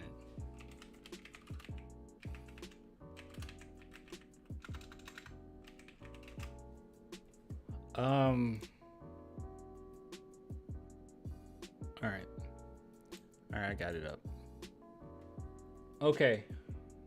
All right, I've been hearing this like crazy, okay? And people keep bringing it up. Mavs reportedly interested in trade for Pacers Buddy Hield, but I also heard rumors about potentially the San Antonio Spurs going after Hield. Don't know how I feel about that one. Don't really think that's worth it. Because first off, he's on an expiring contract, right? So don't really see too much of a point there. And I don't think that the Spurs are in a rush to build around Wemby without knowing how to build around Wemby yet. You get what I'm saying? I don't think the Spurs absolutely know how. Like, it's kind of a good bet or clear bet that, hey, you surround around by some shooters and you're going to be good for now. And that's what the Spurs have done. They got quite a few shooters with Serge Jabari Smith and Osman, and like they got shooters, right? McDermott, he's still there. Like they got shooters that will help. But I don't necessarily think that the Spurs know how to build around them, nor are they even thinking about this. Luka better fit, I think. I do think that Mavs having him is a better fit than San Antonio at this point. Just kind of weird. I just think this is kind of a weird one. Let me see if I can find the actual article that brought up the Spurs to begin with. So you see, build the top potential landing spots, and I think they listed us. So they got the Lakers, the Celtics, and the Spurs. Here we go. And this is what they had to say. The Spurs are eventually going to have to build a functional basketball team around Victor Wembanyama. See, this is what I'm saying. It's like, yeah, let's do that now with a player on an expiring contract. Right now, they're a mismatched collection of players who would do more harm than help for Wembanyama's development if it weren't for the guiding hand of Greg Popovich.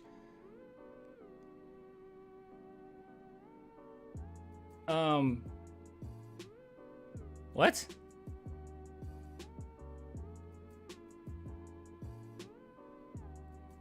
Can you back up your claim here? Right now, they're a mismatched collection of players who would do more harm than help for Wemby if it wasn't for Pop. What are we talking about? How? I mean, yeah, we got a kind of a mismatch. I mean, a lot of these players, other than Blake Wesley, where it's kind of like, okay, we still got to see what, we get out of him. He does so many things pretty well, but let's see what he can be elite at, Other than that, like, I don't think it's that mismatched, is it? I mean, having Popovich definitely helps, but I don't know. You got Sohan, who's a versatile defender. On the defensive end, I think that the team is it makes a lot of sense. It's very comprehensible on why our defense looks the way it does. I mean, they complement each other very well defensively. I guess offensively, we're still waiting to see, like, okay, can Sohan make that big of a jump? But I don't know. I think that they all play well with Wemby. Even if we didn't have Pop, I think kind of makes. You said it's pretty mismatched. You think so? I mean, I guess it is trying to figure out, like, who fits where. But I just think that they do complement each other, at least on the defensive end, which we're all expecting Victor Wembanyama first year to be elite defensively, and the team goes well together defensively. I mean, I suppose offensively it's like, I don't know, I guess, but we still have a lot of shooters, which still would make sense for Wemby. I don't know. I just think it's kind of hard to tell because we don't know. We don't know how to build around Wemby yet. What just happened? Wemby may eventually develop into a two-way superstar who bends the way we look at basketball, but he's not that at the moment. His shooting ability is more theoretical than actualized, and it's going to be 2 or 3 years before he'll be able to develop a reliable jump shot. If he does, I kind of agree. I mean, his shooting stroke is pretty doggone good, and I have no reason to believe that he would. And when he goes off, like, he turns to a whole nother monster. But yes, it is all theoretical right now. As it stands, San Antonio is surrounding its non-shooter future superstar. Well, yeah, don't call him a non-shooter now. He can knock him down. Let's not, come on. I mean, I know his percentage is pretty rough, but that's in France. Anyways, superstar with a roster full of mediocre at best floor spacers. I guess, I don't know. I'm not gonna, whatever. The exact type of players who will limit his offensive freedom as he develops.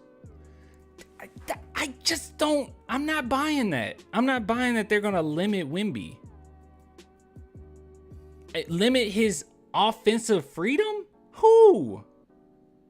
Who's gonna limit his offensive freedom? Even Devin Vassell has had the role of a catch and shoot 3-point shooter when DeJounte Murray was there. That's more of what he was. That's basically what he was. Like, who's gonna just take all of Wemby's touches? Who? Zach Collins? Jeremy Sohan? Trey Jones? What are we talking about? Who's gonna limit his offensive freedom? Am I reading this wrong? Is Devin a non-shooter as well, Clan? Of course not.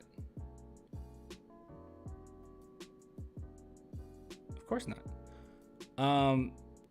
Pop limits everyone's offensive freedom, I suppose. Adding Hield to the mix would give the Spurs. See, adding Hield, I feel like that's even more just throwing players at the wall. I think that's even more mismatched, but whatever. Mix would give the Spurs at least one elite shooter who creates gravity, and potentially 2 when he shares the floor with Doug McDermott. We have Devin Vassell. The Spurs would understandably balk giving up much for Hield, and Hield himself may not want to take part in a rebuild, but there's logic in a marriage here. Not really. It just basically says, hey, Spurs got Wemby, so, like, here's a player that's available. Team him up with Wemby. And that's basically been everybody's. That's why I don't go over those trade proposals, because a lot of times they don't make a lot of sense to me. It's literally just, oh, get him to play with Wemby. That's a bad take. With this, you're not talking about what I said, right? I just think getting Hield doesn't make a ton of sense right now. He's on an expiring contract. Let's see. Yeah, this is his last year. Oh no, not you. The art. Yeah. I just don't get it. I don't understand. Yeah. Let's see. Oh my God. What was that? I mean, pretty good stats. last season. I mean, yeah, they're all right. Just don't think it's worth it. I just think that's just, I don't know.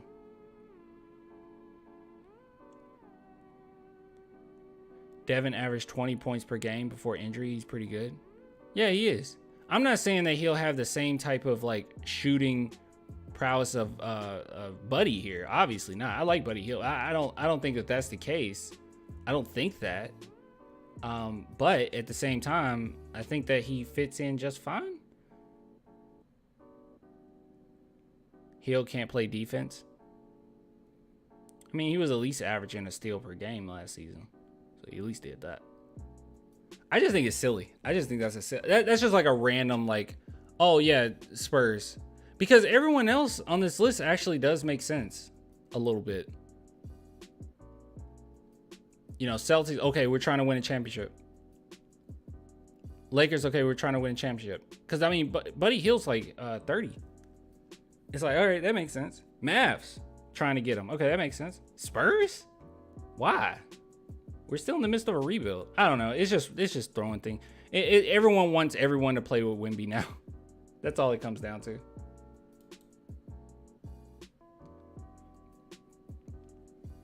I can't wait for the season to start either. All right, we got something else. We got too much to go over. Hold on.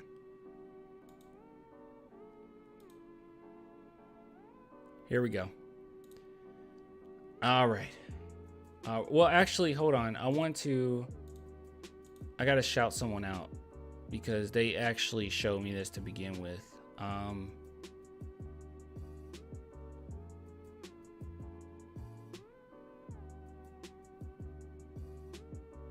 What the heck is going on? Why am I tagged in this argument? Hey, little bro, you realizing these pictures jeopardizes the job of the individual that took it, right? Cameras are easy to look at, blah, blah, blah. So, based on that fact that the photo credits have been going on to him, I don't care. I just don't know. I just don't want to be tagged in nonsense. Oh, thanks, Dan. Let me see. Wait, what did you say? I feel Branham is getting forgotten. He's legit. I don't agree. I don't think that he's getting forgotten, honestly. I feel like Spurs fans have given him the appropriate amount of praise.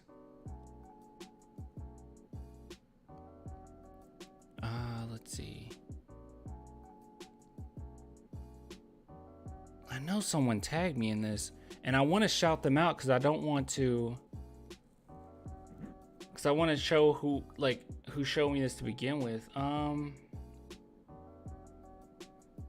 gosh, I always tell people to send me something and I'll take a look and all that good stuff, but geez, I am not catching it.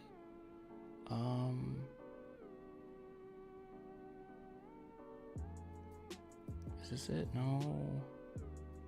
This is it. Okay, this is it. All right. Listen, okay. Big shout out to Fabian. Hopefully I said that right. Basically showing me this. He says, Clan, check out Zach Lowe podcast about an hour and 24 minutes in about the Spurs, the new Spurs ESPN reporter Andrew Lopez. Very interesting. Take a deeper look. Let me know. So yeah, big shout out to you for actually bringing this to my attention.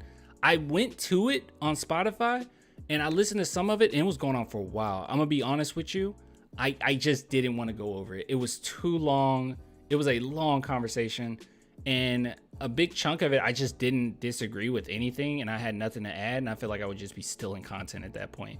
But your boy Noah, he actually took out a segment that I think is actually something that's really good to talk about. So once again, like everyone in the chat and people watching this video later on, if you guys want to support the channel, clanthespursfan.com, or not, I'm sorry, clanthemerchfan.com for merch and all that. But I really want you guys to subscribe to me on Twitter or follow me on Twitter. That's what I meant to say. And tag me in anything that you think is worth a video. Like if anything that's video worthy. So yeah, so big shout out to Fabian on that. And let's go ahead and take a look at this. So this is Noah, fan of the channel. I'm just kidding. I don't know if he's a fan of me, but friend of the channel. I really do like Noah. We've had him on before. He says Zach Lowe on the Spurs landing a superstar down the road. So I'm assuming this is another Wemby discussion. I don't remember this segment of that podcast, but shoot, let's listen. For a certain kind of star player, and not everyone is going to be like this because San Antonio is not a glamorous place to be. You're probably never, ever going to be the guy there if Wembanyama hits like they think he's going to hit. For a certain kind of star player, that situation with those picks and this talent is going to have an appeal. We saw it with LaMarcus Aldridge way back when, and now he was from Texas and wanted to go back to Texas. But I don't think they're just sort of this total no-go for superstar players. It's going to be the right kind of player with the right kind of outlook on life, or someone who doesn't really care about market or whatever. I think this could turn into an attractive situation down the line for the right kind of player, but that is down the line. This year is going to be, let's see what we got. And it's going to be exciting for a certain kind of star player. Oh, that's it. And not...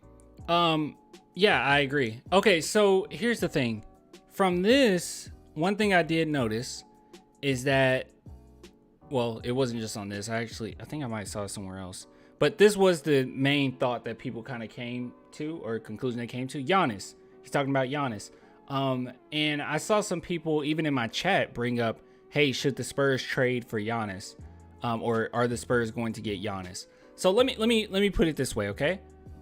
First off, yeah, if Giannis is available, which he probably will be, let's be real. The way that he's talking is not a good sign.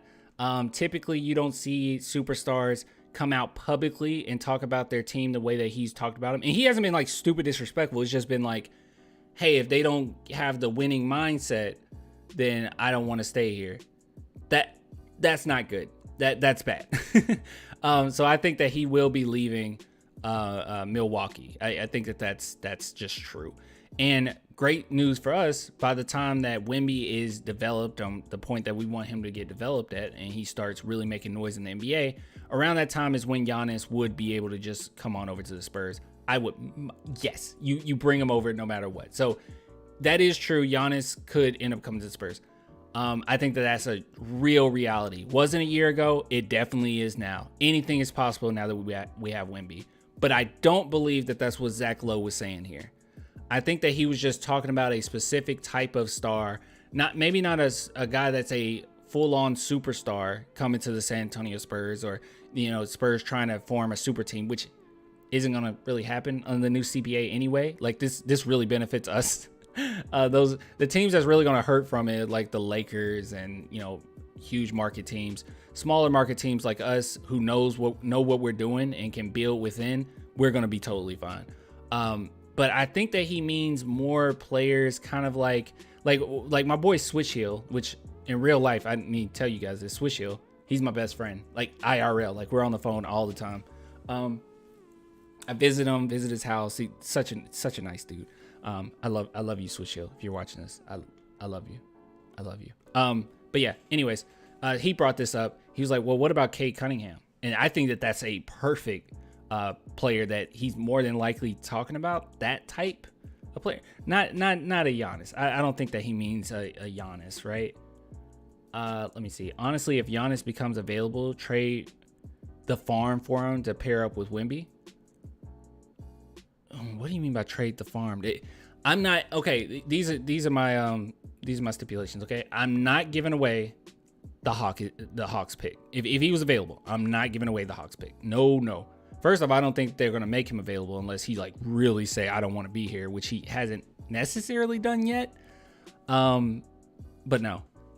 Donovan Mitchell. I think that's a good one. That's the type of player. It's like a player that is a star, or maybe borderline superstar, but not someone that's going to come to the team and immediately be the guy. Yeah, like you're probably not going to be like, it's going to be Wemby's team, and it takes, and superstars do care about their brand. They do care about how they look. I just don't know, bro. What you would trade the Hawks pick and Sohan and like 4 more? I don't. Gosh, you putting me on the spot, man. I really want that Hawks pick. if you can manage not to, I guess if that's the deal breaker, if they're like, I don't know, man. I don't know. Like, yes, Giannis is like phenomenal. He's one of the greatest players of all time. He's one of my favorite players in the league. Probably my second favorite player in the league, second or third. That's just tough, man. If it comes down to it and they're like, nah, you got to give that pick up, I'm willing. Now, when you say give away Sohan too, God, I will hold on. I will hold on to Sohan. I will try my best to hold on to Sohan. Because what's the point? Look, because this is what I don't want to do, okay? If you get rid of the entire squad and our future draft picks, then what do you have? I mean, then we're just basing on we're just preying on free agency for players to want to come over to the Spurs. At that point, we're kind of screwed if we just like scrape our team and scrape our future. Like Giannis, maybe this is just me. Maybe this is me being silly, okay? I don't know if Giannis and Wemby alone, that duo, will be able to win like multiple championships or become a dynasty on their own. I don't know. Yeah, dude, I wanted Sexton so bad, Caps. I wanted Colin so bad, dude. Please, Giannis being a diva just like all the others. No, you can't call Giannis a diva. He's far from a diva. No. Giannis really admires the Spurs, by the way. He's praised Tony Parker and Manu. He's praised Tim Duncan. I mean, he's had a coach that's from our branch. Like, he loves San Antonio. He's not a diva. We can't say Giannis is a diva. Like, it's like we're putting him on the same level as other divas of the league, like Kyrie or Kawhi, or he's not a diva. Or Trae Young, he's not a diva. That's not fair. Giannis comes to San Antonio, injures his knee again, and gets fat off tacos. This is why we keep the Atlanta pick. Yeah. I just don't want to give up a bunch of that would be what I'm afraid of. I know that it's like this. Giannis is worth it, okay? I understand that with his playing style, like his accolades, how great he is, one of the best players in the league, one of the best players ever, I think. I understand it. I get it. Technically, on paper, he's worth all that. But I just think it'll be really dumb if the Spurs just said, all right, here's all our picks, all our good picks. Because him and Wemby down the line, they're good enough to make the playoffs. I just think that they're not good enough to win championships. I don't think that those two alone and just like a bunch of scrubs because we just wiped out our roster is worth it. You get what I'm saying? I don't think that that's a championship caliber team. And I want a dynasty. Maybe you'll get a ring out of it. Maybe. I just don't think that is possible. You want to keep all your draft picks, or you want to keep as many as you can. It's not too often that, and this is another thing. It's not too often that you get an unprotected first round pick. But I guess some people can make the argument that, well, a long time, like down the road, Clan, basically all you did was get rid of DeJounte Murray, and then you got Giannis. I get it. I understand. But if you had to give up Sohan too, I don't like it. It will still be Wemby's team if he came. If Giannis came, Giannis wouldn't care. He is being a diva right now. Oh, that's what Ruger said. He's being a diva right now. Oh, okay, that's fine. I mean, you could say that someone's being a diva. I just won't say. Well, I guess you did say he's being a diva earlier too. Okay. Maybe he's being a diva. I don't think he is a diva. There is a difference. Maybe you can say he's being one. I won't argue with you.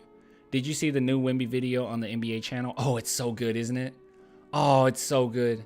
Guys, check it out. Shout out to Henrique? I think I said that right. Henrique. Shout out to Henrique in the chat. Yes. I forgot to bring that up. You guys really need to watch this. I can't watch it on stream because copyright, but Wembanyama. It's so good. It's so good. I need to send this to my dad too. Yeah, here it is. It's Thinking Basketball. And breaking down Wembanyama's unique skill set. It's so good. If anyone has any doubts about Wemby, just send them this video. Dude, I saw the most insane comment on my channel. I don't know why I'm getting all these. I think I have people that genuinely just want to disagree with me just to disagree. And I understand that sometimes the stuff that I say could be like a little controversial or hot takes, and you're like, why? How would you have that take or whatever? Like, I get it sometimes, but some people, dude, you just want to be contrarians. Thanks, Dan. Don't forget, it's very possible we get 2 top 10 picks next year. That is true. Let me see if I can find this comment, guys. You guys are gonna lose it. It's insane. I'm calling this dude out. Hold on. We got to go over this comment. Let me see if I can find it. You do pause a lot, bruh. He talking about when I watch videos. I'm sorry. It doesn't. I'm sorry. I can't just play a video all the way through. I can't. I actually can't do that. Hold on. Let me see if I can find it. Hold on. Haven't responded is on here. Hold on. Just do. Have responded. I gotta show you guys this. Here it is. What the heck is this? What the heck is this? This dude has been disagreeing with me like crazy for no reason. Man, anyway, he says 70% of NBA first round picks turn out to be busts regardless of hype. In fact, it's worse when the hype is so huge, it's ridiculous. It puts more pressure on the young player to perform and live up expectations. And the hype can be so nonsensical that people ignore the player's deficiencies. Like with Wemby, people just ignore that he's terrible at defense. Guys, first off, 70% of NBA first round picks? There is a big difference between the entire first round and the first overall pick in a draft. That is a huge difference. What are you talking about? No. Most first overall picks, if that's what you meant to say, are not busts. And yes, most first round picks, yeah, they don't make it. But that means 70% of NBA first round picks are busts? A lot of NBA first round picks, people don't even expect them to be stars or expect them to be like prominent players in the NBA. Are they considered bust? I don't know. I don't think you consider that a bust. And then when you say, and then you add on the hype. Okay, I don't recall a player that was picked 20th in the first round having a stupid amount of hype. I don't recall that, okay? It's usually the first, second, third overall picks. And they usually pan out, okay? Like, let's see. All NBA first round or first overall picks.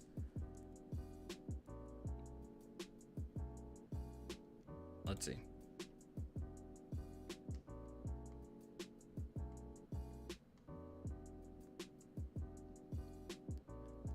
Yeah. Look at all these busts, guys. Look at all of these busts. We can just start here. Derrick Rose, Blake Griffin, John Wall, Kyrie Irving, Anthony Davis, Anthony Bennett, okay. Andrew Wiggins, Karl Anthony Towns. This is 70%, by the way. Ben Simmons, maybe. I guess people could say that. Markelle Fultz, we can go with that. DeAndre Ayton, Zion Williamson, Anthony Edwards, Cade Cunningham, Paolo Banchero, and Victor Wembanyama. Yes, that is 70% of players that become busts.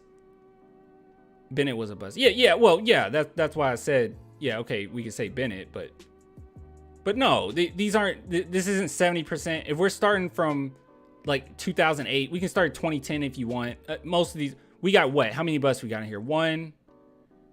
People can make an argument for Ben Simmons. I don't necessarily agree in calling him a bust, but sure, if people want to say Ben Simmons and Markelle Fultz. So you got three. You got three since 2010 or 2008 if you even want to go there. Like, that's so silly, dude. No.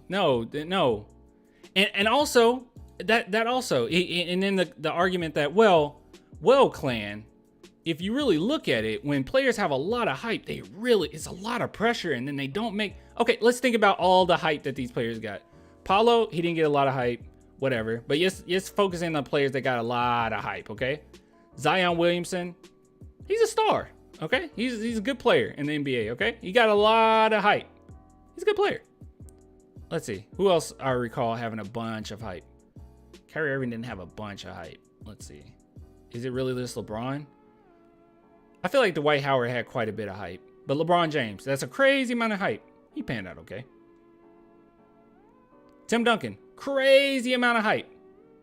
He turned out pretty good, actually. I think Tim Duncan was... What would you guys say? You think Tim Duncan was okay?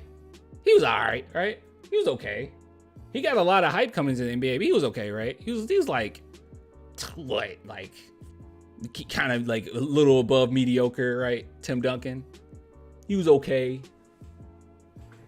He was okay. He only won like 5, you know.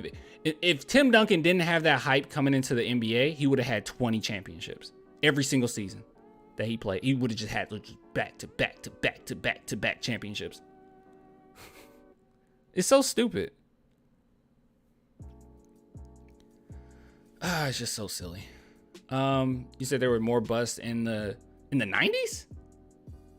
Derek Coleman, Larry Johnson, Shaq, Chris Webber, Glenn Robinson, Joe Smith, Allen Iverson, Tim Duncan, Elton Brand. Not really. I would have to go back and actually look at these drafts though. See who were actually in draft. But I mean, look. Drafting for prospects has gotten so much better over the years. All I was trying to bring up was the fact that this comment's stupid. And I didn't even get to the point where he basically said, well, he didn't basically say, like Wemby, people just ignore that he's terrible at defense. Wembanyama is terrible at defense. Wemby's terrible at defense, guys. Terrible at defense. I don't think that's and I know you guys said that's a troll. I don't think that's a troll. He genuinely disagrees with stuff that I say all the time. I don't know what he's getting out of this. I guess me talking about it. I don't know. Guess about the same. 3 out of 10. Yeah. It's not. That's just a stupid argument. 70% of NBA first round picks. This would have been the same person last year saying that the Spurs don't need to tank. Is he a Spurs fan?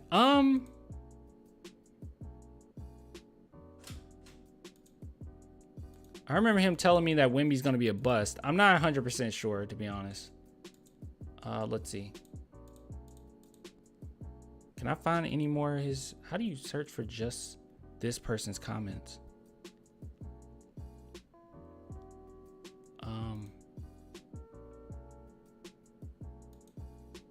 I don't know. I'm considered a YouTuber, and I don't know how to use YouTube. I talked with him. He said he was a Spurs fan. Just hates Wemby, I guess. How is Wemby a terrible defender? People ignore the player's deficiencies. I mean, if he would have said people ignore players' deficiencies, like Wemby's 3-point percentage, then I would have been like, okay, bad argument because, yeah, you're just focusing on one specific stat. But that's really all you got. And he went with the one thing that Wemby's like elite at. The one thing that he like that he could end up being defensive player of the year for? Just silly. Stupid argument. What's the topic? I lost the topic. What was the topic again? What were we talking about? I have no idea what we were talking about. I have no idea. We just got off. I have no idea. He's trolling, bro. Maybe. I don't know. I have no idea what we're talking about. I lost the plot.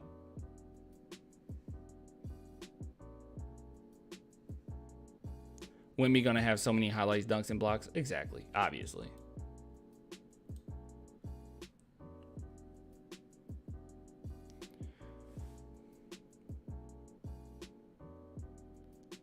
If Wemby's so good at defense, why can't he stop World Hunger Clan? Yeah, that's how logical his argument was. What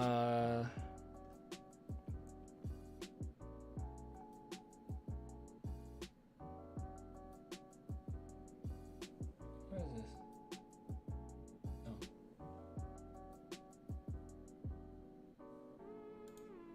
Just silly. Well, guys, I think that might be it for topics.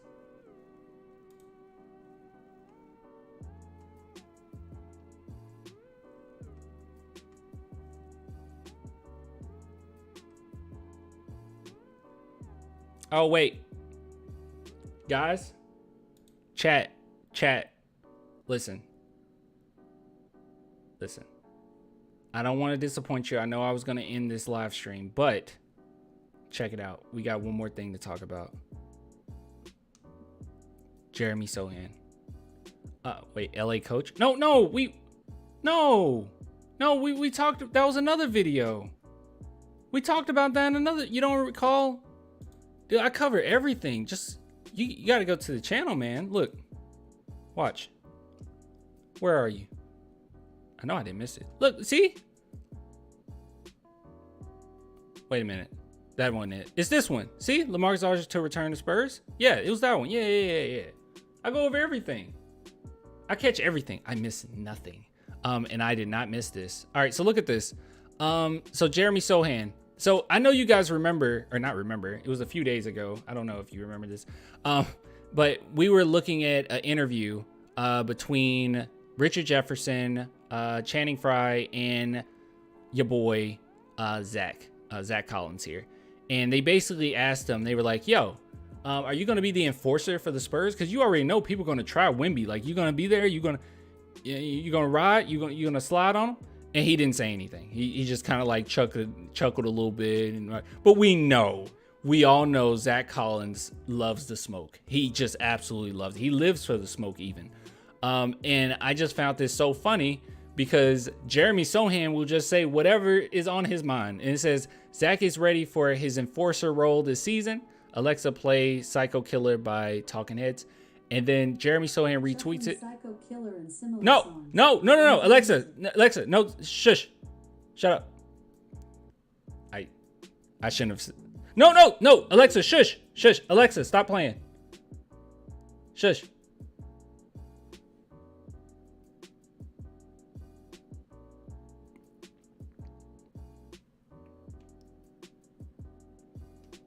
I forgot I had a device, so I shouldn't have read this out loud. Anyways, Jeremy Sohan says he's a killer, that's for sure. This team is going to be so filthy. It's just going to be so nasty. Like, people don't even think about all of the players that could play defense on this squad. Like, yeah, you think of Jeremy Sohan and you think about Zach Collins. I haven't heard many people talk about Trey Jones, Devin Vassell, Serge Ibaka Rice even is a good defender. What the heck? Sidy Cissoko, he can guard 3 through 5, 1 and 2 on occasion. Can't really guard 1 through 5 like Sohan, but he can guard 3 through 5. It's funny because I think Sohan is a more versatile defender than Sidy Cissoko, but I do think that Sidy Cissoko is a better passer than Jeremy Sohan. Don't kill me, but I truly do believe that. But yeah, just overall, it's like this team is so filthy, bro. Like, they're so nasty. And then people are going to try Wemby, but Wemby's not a punk. Like, I know people like gravitate towards guys like Scoot Henderson, which I think, let me say this right now. I think Scoot and Wemby are equally as competitive. Like, mentally, I think they're equally as competitive. But people will gravitate towards the personality of a Scoot Henderson because of how loud he is and how boisterous he is. And they will, look at Wemby and just say, oh, this French guy, he's a nice guy, but he don't have that killer instinct. Like those two dudes who were OKC fans that we went over that gave us all migraines. Yeah, like, people will say things like that. But at the end of the day, you don't want to try Wemby. Wemby's nasty, dog. He will destroy you on the court. I've seen so many times where he's gotten tested and he just goes off. I've seen it so many times. But yeah, I just love this right here. Because we already know. We know Zach Collins is going to be a killer. We know. City is Boris 2.0. Maybe, but City's a better defender than Boris. And I would go as far as say Boris is a better passer than City. So, I don't know. God, I saw, you guys remember that Reddit? That just made me think of that Reddit post. It was a Reddit post that, like, destroyed me.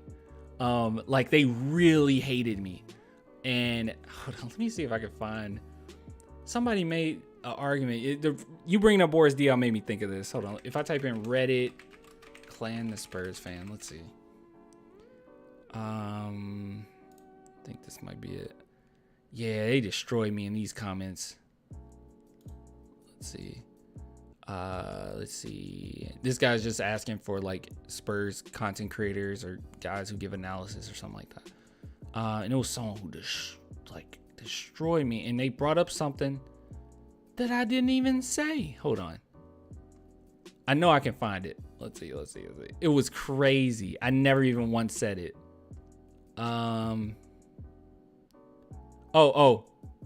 Yeah, this dude. Man, everyone is loving on Clan the Spurs fan. I try to give him a chance every month or so. It's basic bland non-analysis. He's just a sounding board trying to feed the masses what he thinks we want to hear. No, I just give my opinion. It's just my opinion. Whatever. But this actually isn't it. Where is it? Oh no, this is it. Look at this.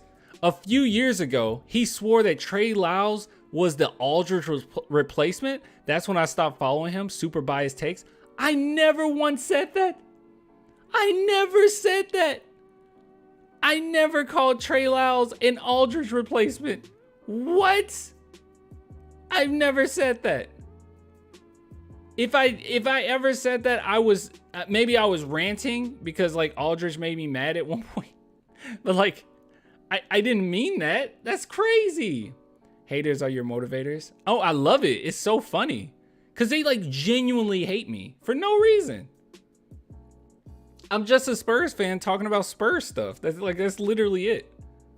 Right? I don't like, I don't know. I don't act like I'm something I'm not. I'm a Spurs fan. Got a little bit of knowledge about the NBA and basketball, a little bit, but I'm a Spurs fan. That's it. I just report on what's going on with the Spurs and I give my opinion on it. I'm more about like the cultural impact of players, and I'm more about like how players are off the court and how that will relate to on the court. Like I love the personality part of it, so I like bring in and incorporate a lot of that. Like I might notice something on social media that I was like, or even the whole thing with DeJounte. For years I said that I'm not sure about DeJounte, and it was based on stuff off the court. I was like, yeah, I know people like him and Spurs fans think he's like great. You know, they're like, oh man, he just put up this amount of points this game.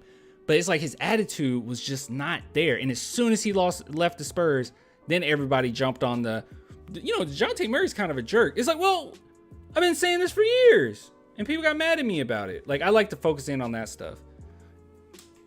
And I don't mean just like his interpersonal stuff. I mean like for instance, he got taken out of the starting lineup at one point, and then he unfollowed all of the Spurs players and then took point guard out of his description on Instagram like the night of. And I was like, that's immature. This is the leader after Tony Parker. Like I was very skeptical of it. Besides the point, I'm sorry, didn't mean to go on to DeJounte Murray. I'm just saying my point is I say what's on my mind. I don't necessarily like feed the masses. That's so silly. And this right here, I never once said Trey Lyles was Aldridge's replacement. That is so silly. I didn't say that. I didn't. If anything, I said maybe he'll be taking the spot of Kyle Anderson.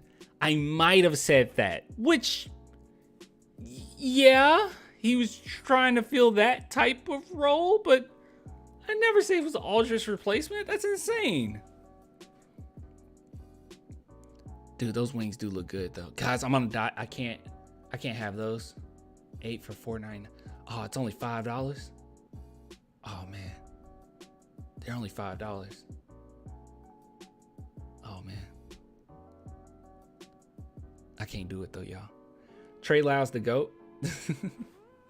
I don't know. I just wanted to bring that up. I don't know if you guys recall this when we went over this, but yeah, dude, Reddit hates me. Do you guys want to see some more of this? Hold on. Look at this one. Look. Clan does put out some good videos, but when there isn't much going on, he goes dumpster diving. Well, you know, I keep up with everything Spurs related, and when things aren't going on, I'm going to report on whatever I find interesting. And sometimes, like, little small nuances I find fun to talk about. I'm sorry. He will find some trash take, then serve it up to his subs. He will find some trash take. Dude, I'm sorry. People send me these. People send me these trash takes and they're like, Clan, you should go over this. They send it to me. You really think that I can just jump on the internet? Like a lot of these videos that talk about the San Antonio Spurs, like for real though, a lot of these videos that talk about the San Antonio Spurs where they're like bashing them, these videos might have like 100 views or 200 views. I didn't come across them myself. It's usually like the algorithm and a fan or like a subscriber saw it and then sent it to me on Twitter, and I'm like, what the heck is this? That's where it usually comes from. I don't just like, let me just find all this. No, not necessarily, but I do go on social media and try to see if like anything's interesting. Dumpster dive videos are cool. There's never Spurs news. Yeah, there's never any Spurs news. What do you want from me? What more do you want from me? Hold on. It's like tasting a burger that tastes like ish. Great analogy. Great. And that was just brilliant. And then he says, this tastes like ish. Here, try it. Yes, that's what I do. It's the exact same thing. Me finding things to talk about when it pertains to the Spurs is very similar to me having a burger and shoving it in your face and saying, eat it. Yes, that is definitely what's going on here. It's so effing annoying when he does that. Just say the word. If you know it's ish, stop spreading it. Or sharp, or you can just unfollow. Like you could like block me and just like not watch anything that pertains to me. Like you can literally put into YouTube, like, don't show me any of this guy's videos again. You can literally do that. Like you can do that. That's fine. And then when like actual news come out that you find is new, like real news because it's in an article, then you can come to my channel and check it out. Very weird. If Clan didn't dumpster dive, I wouldn't know the sound Keldon face makes when slapped at high speeds. Exactly, Gregor. Exactly. That's why we dumpster dive around here. That's what we do. Don't get me started on him choosing to die on the hill that you. Oh, this is what it's really about. Oh, people don't like this take, y'all. Ooh. Don't get me started on him choosing to die on the hill that if you aren't a real Spurs fan, if you would stop rooting for the Spurs. You aren't a real Spurs fan if you would stop rooting for the Spurs if they moved to Austin. The fact that the dude in Memphis, this is personal, in Memphis would have the audacity to call native San Antonians and lifelong Spurs fans not real fans is ignorant. Yes, it's ignorant. Are you serious? It's just an opinion. Yes, I will die on that hill. I believe that if a team moves 30 minutes down the street and you like hate them, you don't keep up with them and all, and you're like, they're trash, blah, blah, blah, then yeah, I don't think you're that much of a fan. That's just me. That's how I view it. Now, if they move to a completely different state, because lots of people want to bring up Seattle Sonics.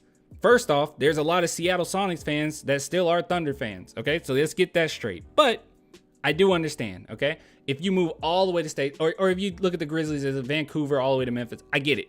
It's like, okay, the connection is too far apart. If the San Antonio Spurs went to Las Vegas, now, okay, I get it. Down the street, you can still catch a game. This is down the street. It's not that far. It's a little distance. It's like 15 minutes down the street. It's like travel a couple blocks and you're there. Did you break this guy's heart or something, Clan? I have no idea, but all of this, yeah, I think it was more due to this take. He really got angry about this take. Let's see. This is someone else talking. While I find him really, this is like fun to go through. I went through it before. I can't believe you guys don't remember it. While I find him really annoying sometimes, dude gets like 2,000 views a video. So appealing to the masses, as you say, it's hilarious. True. Kind of a backhand. That's kind of a backhanded. Okay.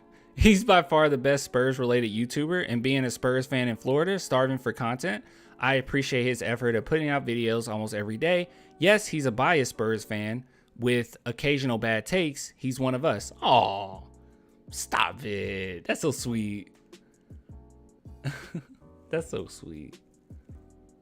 Okay, here's the hater again. I'm in Virginia. I don't ever get coverage, even when we win 5 championships in 15 years. Okay. I don't want to watch something just because it has the word Spurs in it, even though that's exactly what I do.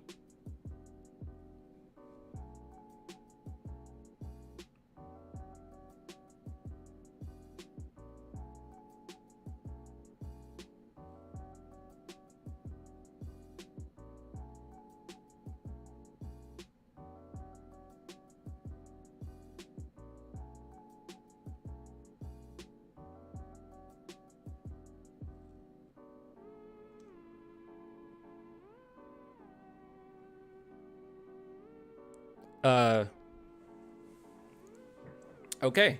All right. I thirst for real content, not clickbait. Dude sucks. What is he talking about? Hold on. And that's another thing too. Is this clickbait? I think people like have completely forgotten what clickbait actually is. This is not clickbait. Right? Like every now and then it's something where it's like, oh, that might be clickbait. Like a little bit, but it's like more rare than people actually say. Like these are about what the video is about. Usually when I think of clickbait, it's like you click on it and it has nothing to do with the video. It's like a complete lie, but that's not true. Look, new NBA rules of effect on Victor Wembanyama. That's what we talked about. Gilbert Arenas insulted Victor Wembanyama for no reason at all. That's what we talked about. Ralph Sampson is ready for Victor. That's what we talked about. Spurs just signed Seth. Victor's new Nike ad shows he's unfair. Zach Collins gives inside scoop of Spurs practices. Victor Wembanyama breaks down being great. Zach Collins speaks out on playing time in Coach Pop. LaMarcus Aldridge speaks out on fights with Coach Pop. This is what we talked about. This isn't clickbait. Clickbait would be like, I don't know, Spurs signed this player, and then you click on it and it's like, no, they didn't. That was clickbait. Like that would be clickbait if you just like lied. I'm not lying. Is it sensational? Yeah, but that's like how YouTube works and how the algorithm works. So I don't mind doing it. But this isn't clickbait. Malachi has nothing to worry about, but someone does. Yeah, that's not clickbait. I don't know. It's just dumb. I just don't think that's clickbait. Okay, I'm having fun going through this. Is there any more? Let's see. He's filling a void. Who else is creating content on YouTube dedicated to the Spurs? I'll occasionally watch a video, and yes, I know he's just spouting his opinions from a fan perspective, and sure, plenty of clickbait. It's not clickbait. Can someone in the comments, please, or, because I'm going to upload this video. Can someone in the comments or chat tell me how this is clickbait? Like what I post? I don't think it's clickbait. It's like every now and then it's a little clickbaity. Like when I said Mamu pulled a DeJounte Murray, I knew what that meant. Like I knew that people would think one thing and I posted that anyway. Like, but I still related it to DeJounte Murray. It was kind of a good like bait and switch, but it's sensational, but it's not clickbait. I don't think people know what clickbait is. But I don't think he's ever claimed to be an inside expert. No. X and O guy. No, I didn't. Like some others out there creating content about the Spurs. Yeah, and they're not X and O's guys. They're posers. People that actually say they're X and O's guys, and you watching like, no, they're not. Someone that is one is like Noah. All right, Noah Magaro. Yeah, I think he's an X and O's guy. But like a lot of guys do it, and they're just full of it. You're absolutely right, but no need to promote him when he's just speeding the propaganda that the fans base want to hear. Huh? Now my content is propaganda. We're Spurs fans. We're like unbiased objectively. Because we're an elite franchise. I'd rather hear the crickets of the critiques because we're about to be back on top.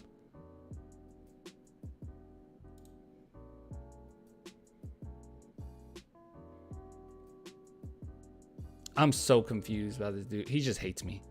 And then I think down here, someone was like, oh, Clan's okay. And then he was like, no, he's not. He's trash. Here it is. Clan the Spurs fan. Somebody saying someone you should watch. He just gives really dumb takes for clickbait. No, I give really dumb takes because my takes are dumb. Like, I don't know. Those are just my takes. I don't know. Are they dumb? Sure. Sometimes they're dumb, I guess. I don't know. I think I'm right, but I don't know. I think I'm right. Most of the time, I think I've been right.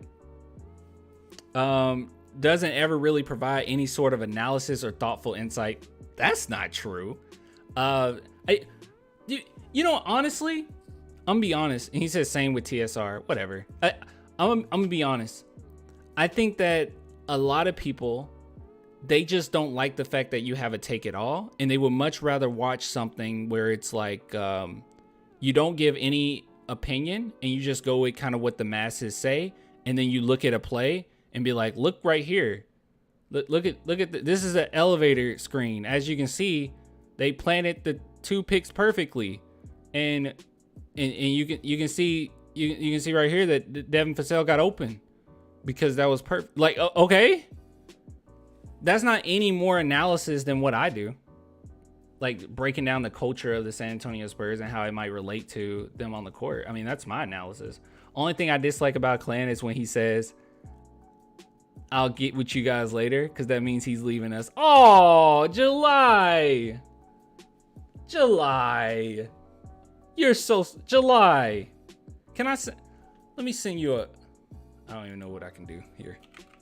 Here, July. That was so sweet. Hold on. Here you go. Look at this. July. This is my reaction. July. Stop it. It's the same guy replying to everyone. No, he legitimately hates me.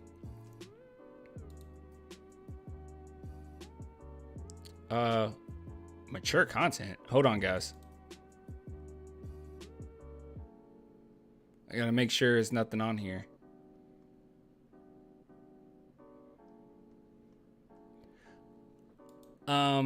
I am curious. If I type in control find, oh, Clan doesn't come up at all. Oh, it's because it all didn't load up. Hold on.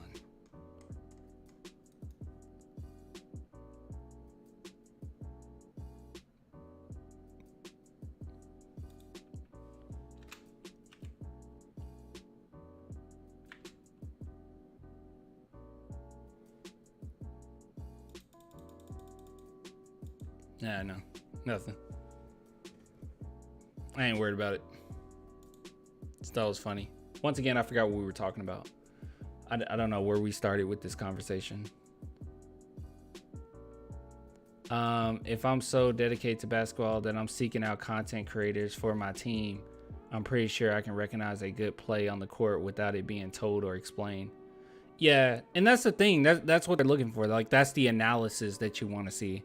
Like, yeah, like if you want to see something that's like really just phenomenal analysis, like we brought up, and like someone in the chat brought up, like something like this.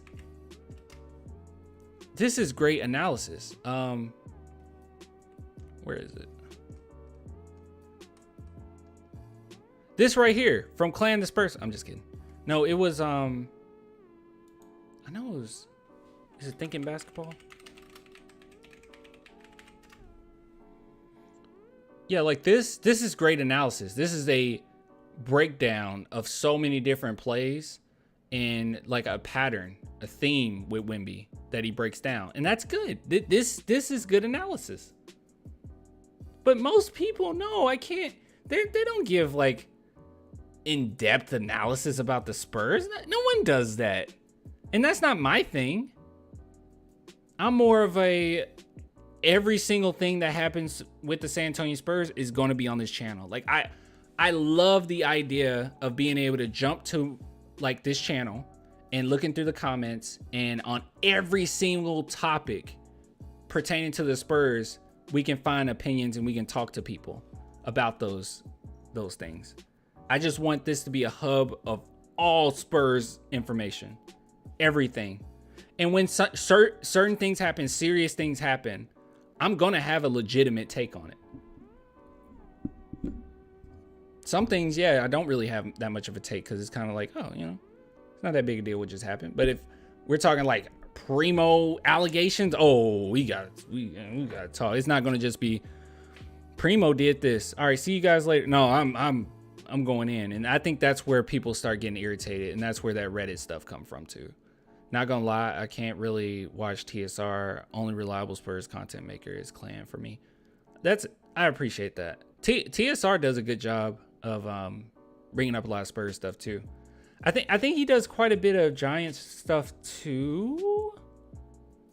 I think he does Giants. He does a lot of Giants stuff. He's kind of a mixture of things because he doesn't just do Spurs. I think he does Spurs, Giants, and something else. And even though I'm a Cowboys fan, I can't like legitimately say with a straight face, oh yeah, I do some Cowboy stuff. I don't. We talk about them on occasion, but yeah. Hold on, let me shout someone out before we end this segment because this is a long segment. I don't even know where it started off. I don't even know what we started with. Follow this man.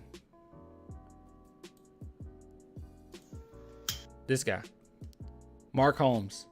Follow him. I love Mark Holmes. If you're a Cowboys fan and you're looking for someone to cover the Cowboys, because let's be honest, like Cowboys media, they really suck. Their official media really sucks. Head on over to Mark Holmes' channel. He's great, dude. He's great. When you talk about analysis and having a great opinion, he's awesome, dude. He's so good. He's better than everybody else. You said Mike Fisher and Law Nation. No. Mark Holmes is the guy for me. I know you're talking about. This is the guy. He breaks down things to a T. His football knowledge is on another level, I think. He also kind of looks like my dad, which kind of weirds me out a little bit. But he's great. And then he goes out and like even while he's at work, he has like conversations about the Spurs. I mean, not Spurs, the Cowboys. And it's always great analysis. This is great analysis. And his live streams are great too.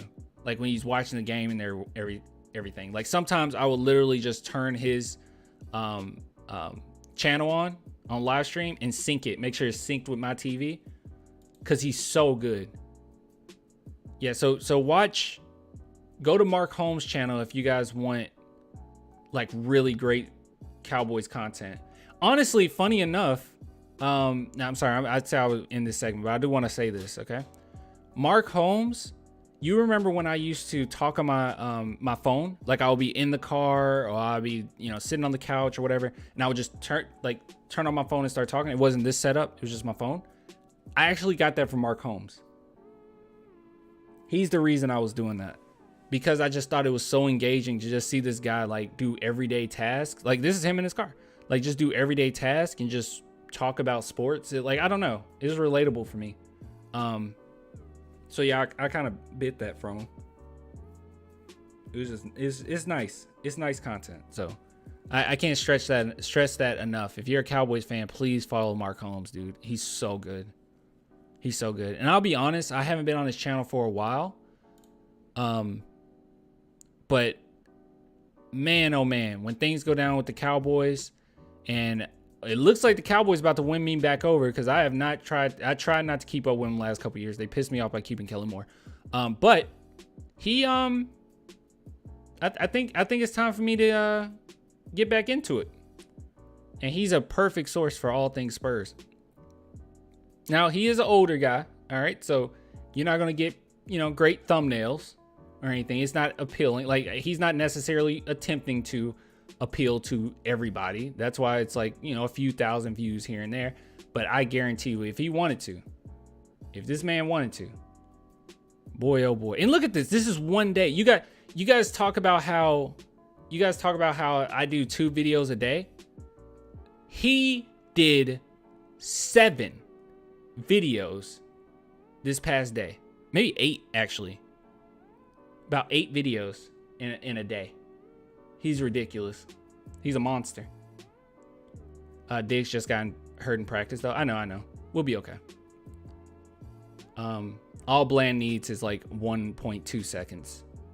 Because Parsons is nasty. So we'll be all right. It happens. Great teams find a way to win regardless, okay? If you're great, you don't need every single player. If you're great, you're gonna find a way. So let's see how great we are. You're gonna have injuries. Let's see how great we are. All right, but yeah, good stuff. Sorry, I went on a huge tangent there. Great stuff though.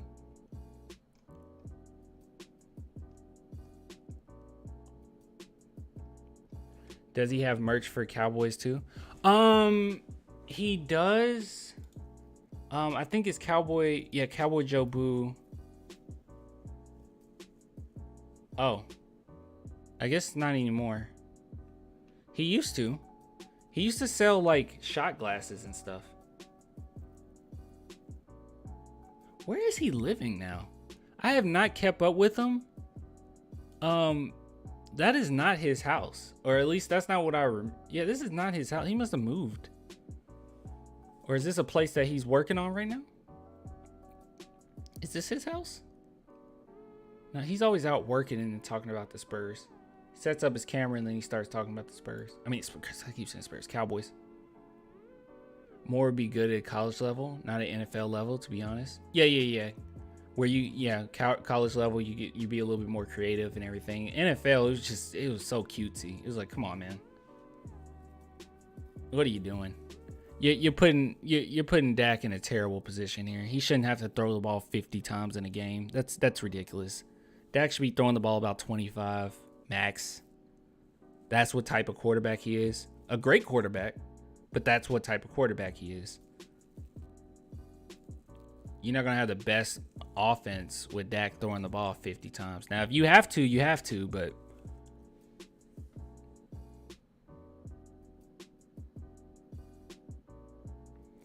respectively forget keeping it PG, the Cowboys. Are you a Cowboys fan?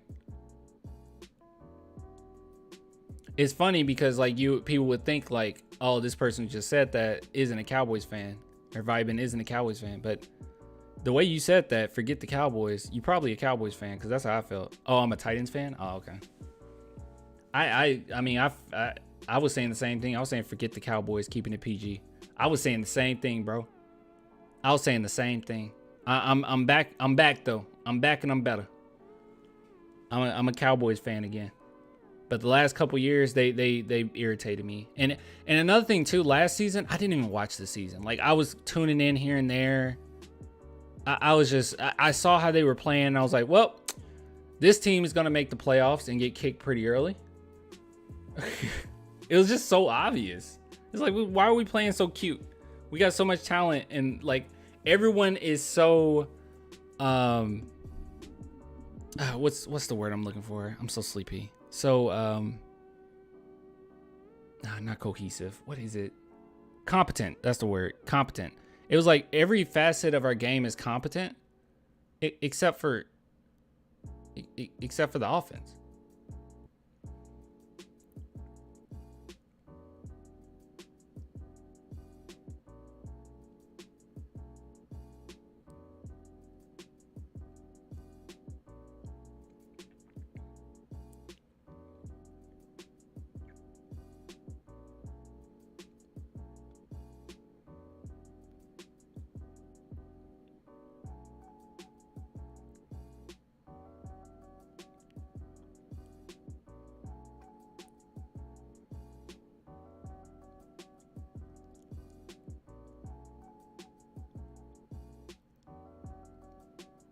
Dude, I legit think I almost fell asleep.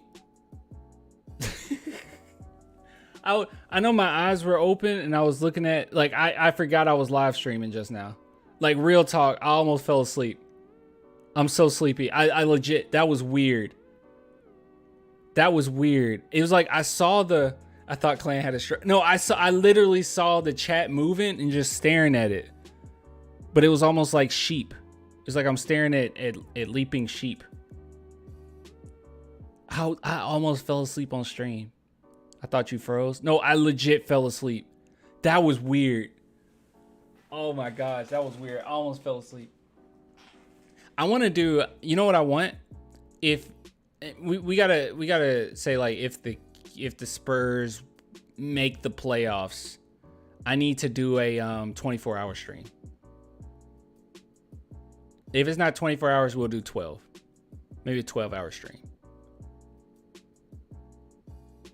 Did you do the falling thing? Yeah. First Mitch McConnell, now Clan, shaking my head. Oh man, I zoned out. Dang. That never happened before. Have you played 2K24? Victor is OP. Yeah. I've been on it.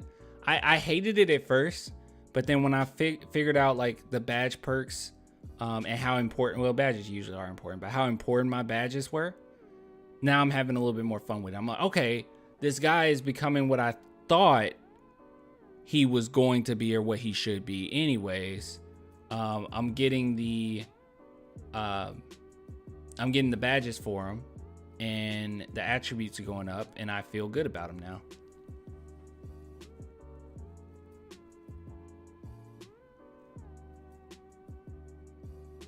You should do a 2K24 stream.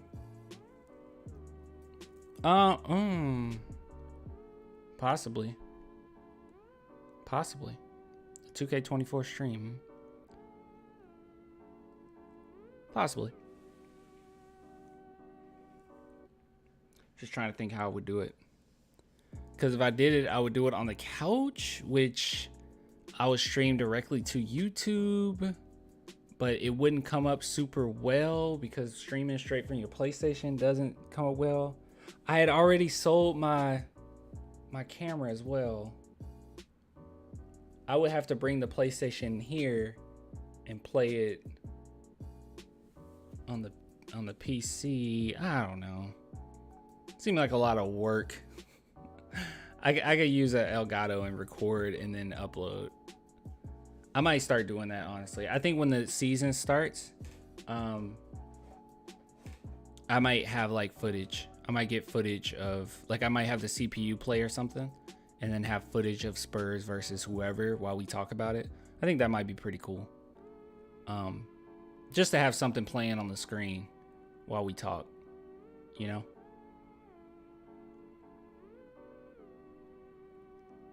I do need to figure out how I could do that though, because yeah, that would be nice being able to stream and play the game. I just don't want to bring the PC in here and then, not PC, the PlayStation here and then bring it back to the other room. It seems like a lot almost every time, because I'm expecting, or I'm gonna try to stream as much as possible this upcoming season, because I want to stream a lot after games. I think that will be cool. I'm not gonna put myself to a strict schedule because I already know I'm not gonna adhere to it, and I got so much other stuff going on, so I'm not gonna do that. But I do think that it'll be nice to talk about the Spurs as much as possible after games. Like, jump on stream, let's talk about it, especially big games. But yeah, let me see. Next Reddit post: Clan complained about carrying his PlayStation 15 feet while poor people in third world countries carry dirty water miles to survive. Exactly. That'll be the next one. They get mad about everything. That'll be the next thing. Got a capture card? Yeah, I got a capture card. So, I mean, I could do that. Like, capture it on there and then put it into the PC. I can do that. Do you think we actually make the last two cuts or make a trade to get rid of them? Oh, well, trade would be like picks, and I don't think you're getting any picks for them. So yeah, I think we just literally cut them. What games you play? I have Mortal Kombat installed, haven't played it yet. I've been on 2K a lot. You want to know my favorite games of all time? I like Yakuza. I do enjoy playing that. What's something else I've been playing?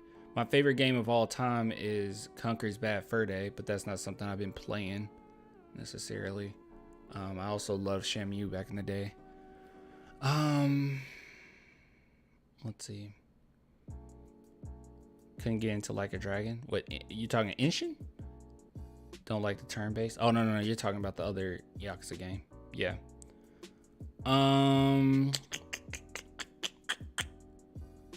What's something else? I know I got other again. Like, I like Spider-Man.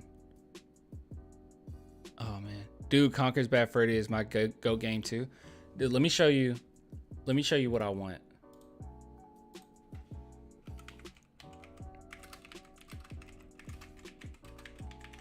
This is what I'm planning on getting eventually. It's expensive though. So don't judge me, okay? Don't judge me.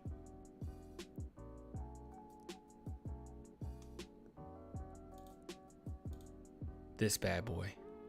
Oh, mama. $600. And by the way, there's actually a better one. Hold on. I wasn't even talking about that one. This is the one I want. $800. Oh my God. It's so expensive. But look at it. Look at it. Look at it. You got the chocolate. Hold on, I'm trying to show the people. Look at it. You got the chocolate. You got the helmet. Look at the bullets go through the water, dude. And then it lights up. Look at that. That is so gorgeous. You want Matrix There's a Matrix Conquer statue? That was my favorite level as a kid. Nintendo 64 version, not Xbox version though. Yeah, no. Nintendo 64 version's where it's at. No. Xbox version is okay. But their multiplayer sucked. It's so dope. Yeah, this is what I want. It's just so expensive. $800 is wild. There was a store, I think. Did I come across in Atlanta? No, it wasn't Atlanta. It was further than that. And I had a chance to get it and I didn't because I was like, oh, it's so expensive. Maybe one day. And now looking back, it's like, well, I should have just got it. I wonder if I can find this one for cheaper. Is there a Matrix one though? Let's see, Matrix Conquer statue. No, there's not a Matrix Conquer statue. There is this Conquer on the Throne, Conquer Throne statue, and I wanted that one, but I don't think you can find this one anywhere anymore. Isn't it like sold out everywhere? Let's see. Yeah, it's sold out on their website. See, this one's where this one goes hard.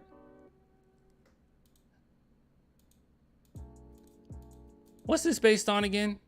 What's that movie? That's a weird movie. I know it's like a classic. I didn't really like it though. God, what's the movie called? No, that's the Orange. What is it called? Can someone tell me what the movie's called? And the movie starts off with like this. Like, what is it called? It's a classic film. No, sadly, I don't think so. I think you have to 3D print the Matrix ones. Oh, okay. Clockwork Orange. Yeah, I said orange. Yeah, Clockwork Orange. Okay. When we will probably be on every sports station you can think of. I feel the whole world wants to see what he can do, win or lose. Oh yeah, people are gonna watch. Yeah, I want this. Oh, and look how big it is. You can't even tell from that. Look at that. You see that? You see this? That's wild, dude. That's so good. And here's another one I want. Actually, I want to see into Gohan statue busts.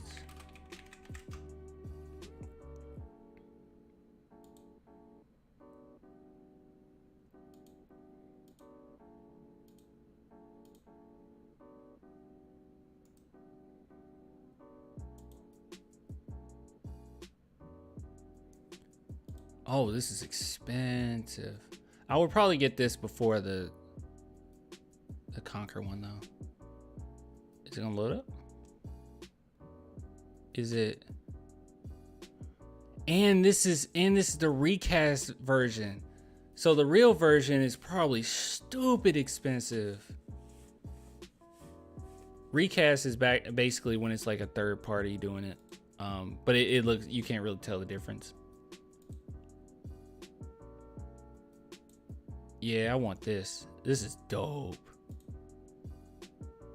Vegeta's my favorite character, and adolescent / teen Gohan, I guess, is my second. But the Vegeta one, I actually want like an actual life-size Vegeta.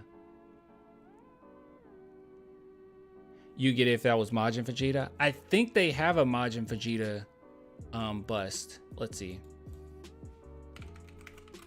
I think that one just came out, or that one's coming out.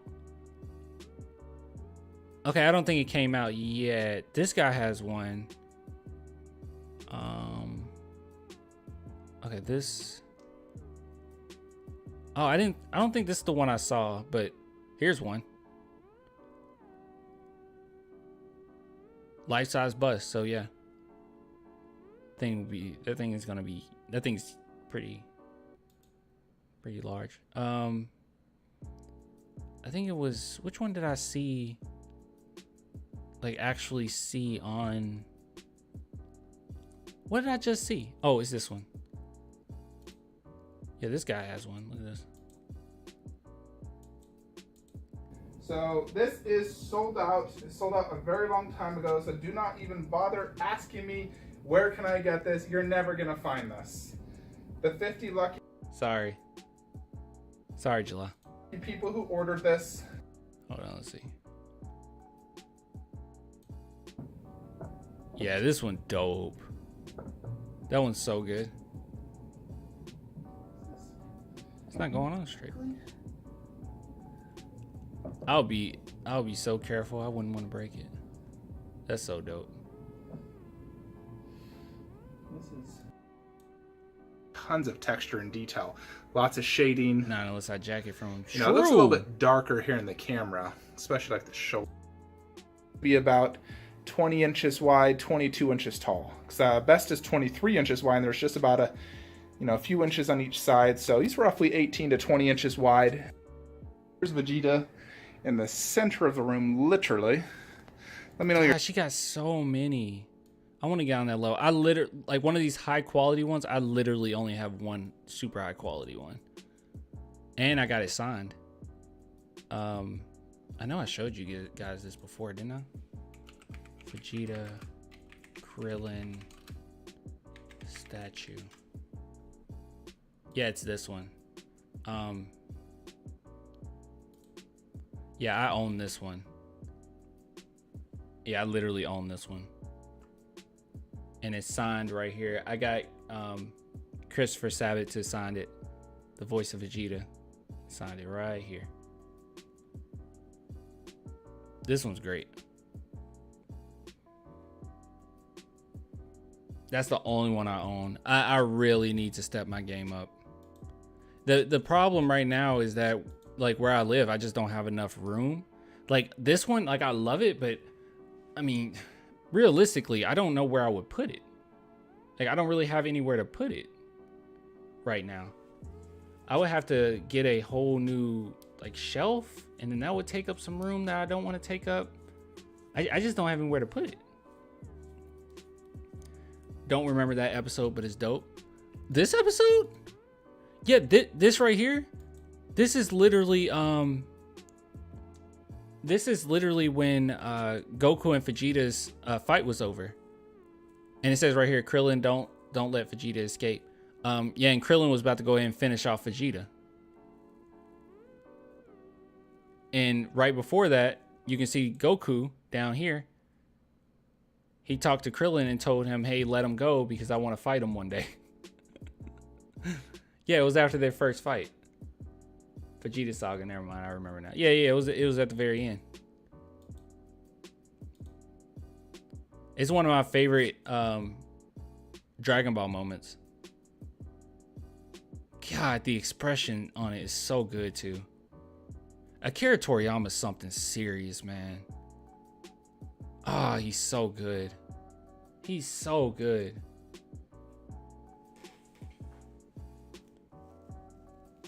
Vegeta technically won the first fight with Goku. He should have retired after that.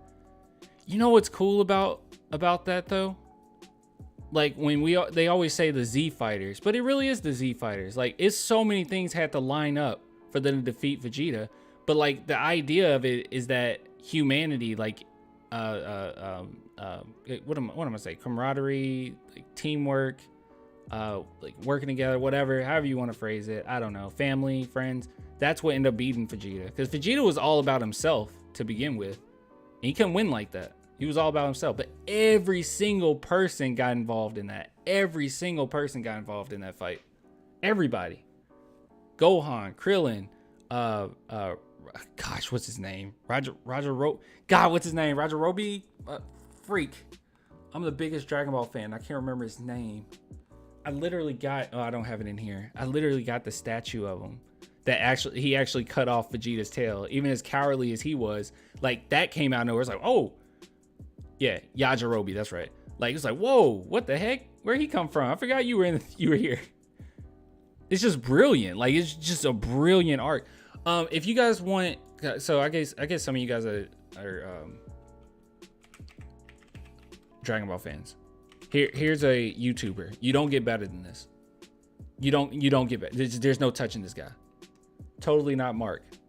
Please go watch Totally Not Mark. Just go watch Totally Not Mark.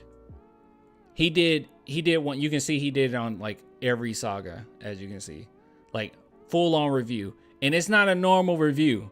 It is going through the manga, comparing it to the anime, talking in depth about what Akira Toriyama was doing. It's so good. He went an hour and 30 minutes on the Sand Saga, so Vegeta Saga. You can see 2 hours on the Frieza, 2 hours on the Cell. He's so good. And he does it with so much anime too. I watch Geekdom.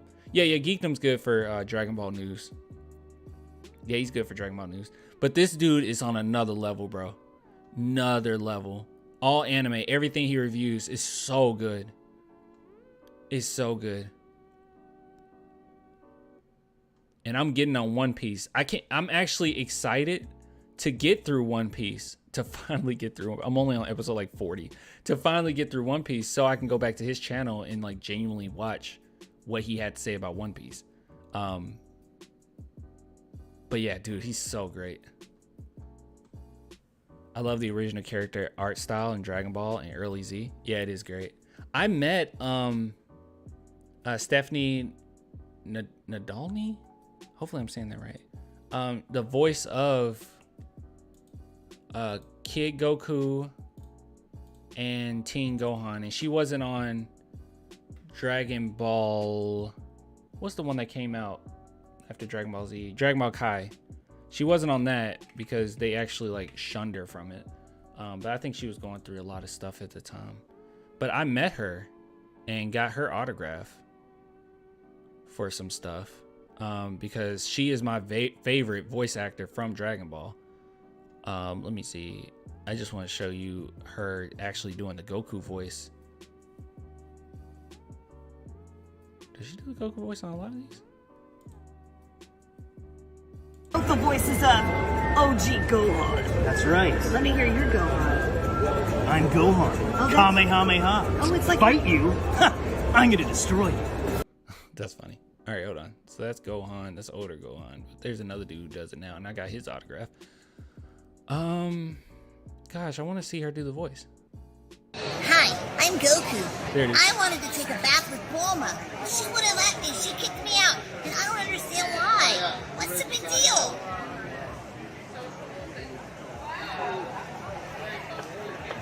She's so funny. And she took a selfie with me. She took a picture with me. I didn't pay for it. She was like, hey, you know, it was nice. Cause we had like a whole chit chat. She was like, it was nice talking to you. Can we get a picture? Let's get a picture. We took a picture together. It was so sweet. She's so nice. She's so nice. The way GT cut down filler is crazy. I remember watching the episodes where Goku falls off the path and has to beat demons or whatever to get back up, and they never even show Goku falling off in GT. You mean not GT, you mean Kai. Yeah. See, the thing about Kai is yeah, they never showed that. They were just trying to appeal to the masses. See, that's where when people say like filler sucks, not always. That was actually super entertaining. That was super entertaining. It's just the problem with filler is obviously they're trying to keep up or not go ahead of the manga with long running shonen like that.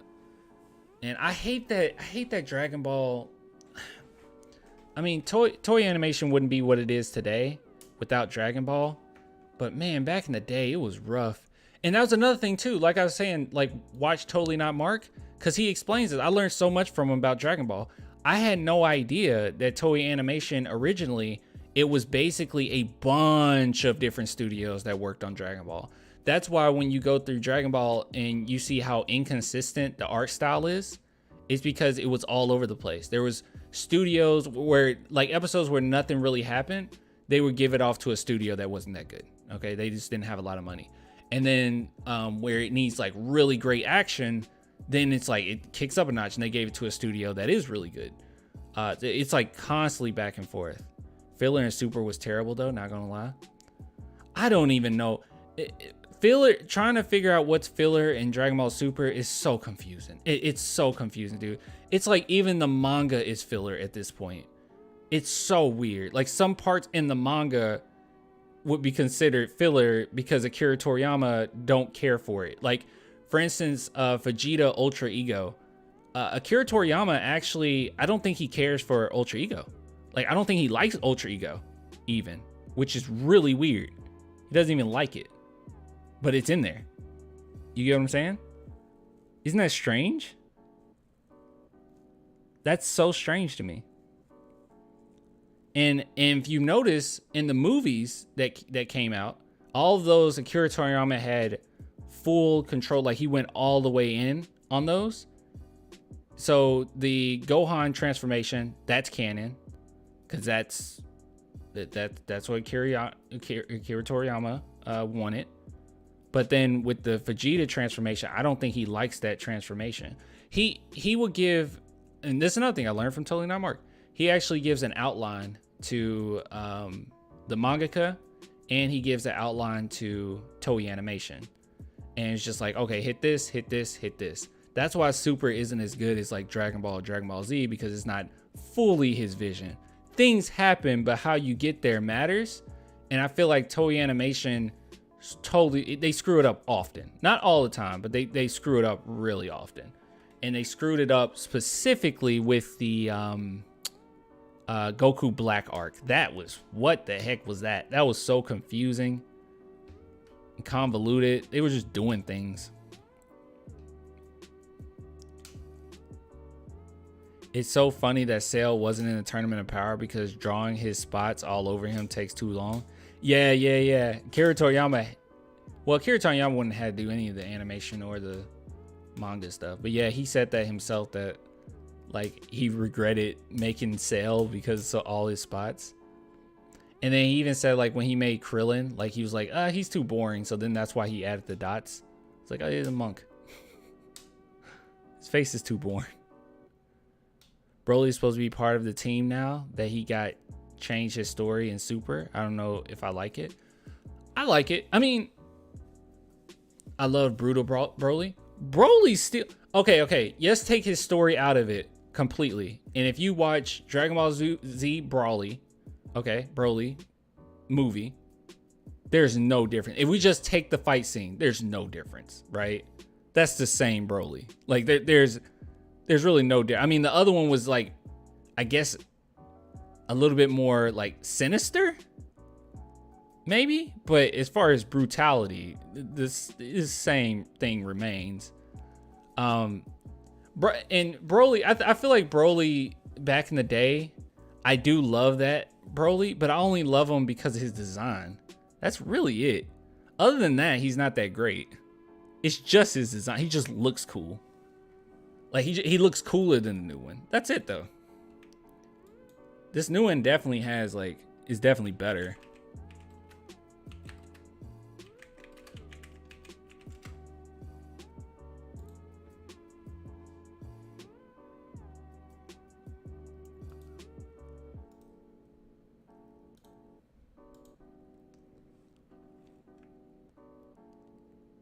The new one just has more story to him. He just has more story to him. And this one just looks cooler. You got the earring with the necklace. I mean, he just looks so cool. Hold on. Let's see if we can just do... Where's old Broly? Yeah, he just looks cool. That's all it really comes down to. That's just so cool. That just looks so cool. I mean, he looks like a king. That's so cool. I do agree that he looks better, but the new one is a better character. True, but I just prefer bad evil guys. I don't know, it's just me. Yeah. I like bad evil guys too. I just want you to kind of have a reason. It seemed like Super didn't really have that many bad evil guys, right? I mean, I feel like the Goku Black arc had so much potential when it came to that, but they just squandered it. Frieza's evil, but kind of not really, kind of is. Yeah, I guess same thing with Broly. And Jiren was just a snooze fest. I don't know what type of villain or whatever that was terrible. But to be fair and to be optimistic, Moro, whenever they get to the Moro arc, he's evil. Have you read any of the manga, July? Yeah, Jiren wasn't really a bad guy. But have you read any of the manga? Cause Moro, Moro reminds me of Moro actually, he's actually a bad guy. I don't like his last transformation. I wish he would have stayed like this. Like, I wish he would have stayed like this. But yeah, that's actual bad guy. And then who's the other one? Granola's not a bad guy. Who was the crew? Who was that crew? Like double cross Granola? They're bad guys, but they weren't that interesting. Yeah, moral arc over Granola all day. I haven't watched any of the superhero manga yet. I need to get on that. I haven't watched any of it. Or not watched. I haven't read any of it. So I need to get on that. I like waiting like this anyways, though, because it takes forever. Isn't it like one chapter per month, which is insane for a manga?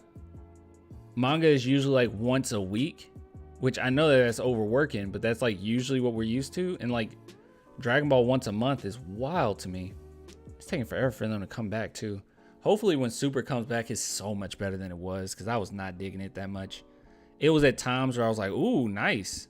Most of the time I was just kind of like, it's okay. I like the recruiting part. When Goku had to recruit, that was dope. That was dope. I liked that a lot. As a Hunter x Hunter fan, I would die for one chapter a month. I'm sorry. I got Gon here. See? Look. See Gon? Is it gonna focus? Oh, my camera doesn't autofocus. Okay, I need to change the settings so it autofocuses. Maybe that's why I'm blurry sometimes, because I'm probably moving and maybe the camera moves a little bit. Yeah, but I got Gon here.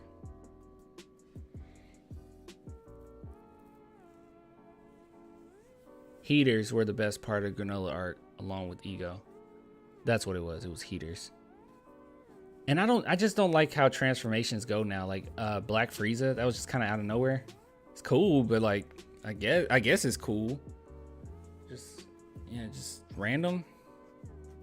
I do like the idea, because I used to always think that. I was like, man, if Frieza went against Super Saiyan, as a kid, I was like, go against Super Saiyan 3 Goku, he would get killed so quick. But it's kind of cool with the idea of, oh, okay, if he actually trained, he never had to train. If he actually trained, he could surpass Goku. Like, that's how crazy great he is. It's like, oh, okay, that's kind of cool. Ultra Instinct has too many forms. Supposedly Toriyama had to nerf Goku. Dude, Super Saiyan God and Super Saiyan Blue are the stupidest transformations. Like those are transformations that I feel like have no rhyme or reason. Those are the ones where I'm just like, we're just doing transformations to do it. Ultra Instinct, at least it was alluded to, and it kind of makes sense. Turn your brain off. It makes sense that Goku would be able to master that, not Vegeta. I hate Super Saiyan God and Super Saiyan Blue. I despise them. I despise them so much. It's just dumb to me. Like, because what is Super Saiyan Blue? It's like Super Saiyan God Super Saiyan. That's what Super Saiyan Blue. Like, how do you even describe? How do you explain this to anybody? Like, you can explain transformations: Super Saiyan 1, Super Saiyan 2, Super Saiyan 3. You can explain that, but then when you start getting to Super Saiyan God, Super Saiyan, is what? Beast Gohan and Orange Piccolo are even more egregious. I will say this: Orange Piccolo, it's fine that he got Piccolo needed a transformation. Okay, we all know that. It was fine that he got that boost. Okay, I didn't think that it was like as egregious as some people thought. I thought it was okay because I mean that's possible. And Piccolo being the defender of Earth and all that, he deserved it. Okay, he deserved it. Namekian, he deserved it. Gohan Beast came out of nowhere, and I did not like how it came about. I love how it looks. I mean, I even got it in plexiglass in my living room. Like, I like how it looks. It looks really cool. But I do not like how it came about. I thought that it would have been way cooler and way more impactful if it came about if, just say, Piccolo's down, Bulma's down, Krillin's down, and then Pan comes in to try to help Gohan fight, and then like maybe like the Cell, I don't want to like hurt Pan too much, but like Cell like swats her out of the way, or she's on the ground and he started walking towards her, and then maybe like Gohan gets more and more angry and then he transforms. It's like, okay, that makes sense. But Piccolo getting beat up and almost dying, I mean, I guess I guess. I mean, it just felt like something we've seen before. You get what I'm saying? I feel like that connection with him and Pan would have been way more impactful. Way more. Do you agree with that? I feel like that would have been cool. I don't know why they didn't go that route. I mean, obviously, the way I said it maybe doesn't make a lot of sense. Like, okay, he's walking towards Pan, and then he obviously he would try to stop him.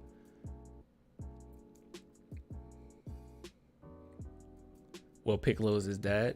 Well, but still, I'm not gonna lie to you though. In theaters, when Gohan hit him with that special beam cannon, I lost it, bro. I couldn't take it. I couldn't. It was just too cool. It was too cool. This was just too cool. I'm sorry. That was too cool. That was perfect. That special beam cannon was perfect. That's another reason why I want to actually read the superhero part or the superhero chapters, so I can actually like authentically get to him transforming. Because I think that it'd be better if they actually like, went through it with the manga to get to that point. Because the movie did seem rushed with that. Yep, like father, like son. That was dope though, bro. That was so cool. But that's what I'm saying. If Gohan was protecting Pan, that would have been cool. Yeah, see, Pan getting hurt would have been a nice callback to Videl getting beat up in the Boo tournament, pissing Gohan off. But this time he doesn't have to hold back. That's what I'm saying. Why didn't they do that? That would have been so cool. And it would have made sense. It's like the transformation would have been like, oh man, you just pissed him. Like that makes sense. That would bring him to another level. Piccolo getting beat up. I don't know. I know he loves Piccolo, right? Obviously. But you literally have Pan there. Like, I don't know. I also don't like how Cell was just so mindless. But I guess I get it. I don't know. I wish he was a little bit more like conscious of what he was doing. And then if you made him like a little bit more conscious of what he was doing, I don't know. Me personally, I just want you to change the whole villain to begin with. Not just Cell coming back. I don't know. Change the whole villain. Make him like genuinely evil. Maybe one of the bad guys from the movie get to power up and that's what he's doing. Like that, he injects like all the android powers into himself. But it's kind of a sci-fi. You can do whatever you want. If you would have did something like that, then he would have had more of a conscious and been a little bit more malicious and methodical with what he does. And then at that point, he could try to hurt Pan. Like he could be so cocky about his own strength, and he's like, oh, you're holding back on me? Like there's more here? Maybe more come out if I murder your daughter. I don't know. Supposedly Cell Max was stronger than everyone, including Broly, Jiren, Moro, Granola, Gas, etc. So imagine Gohan's power.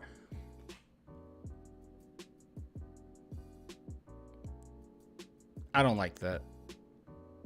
I don't like that. No, that's not fair, dude. Goku and Vegeta have been training like insanely.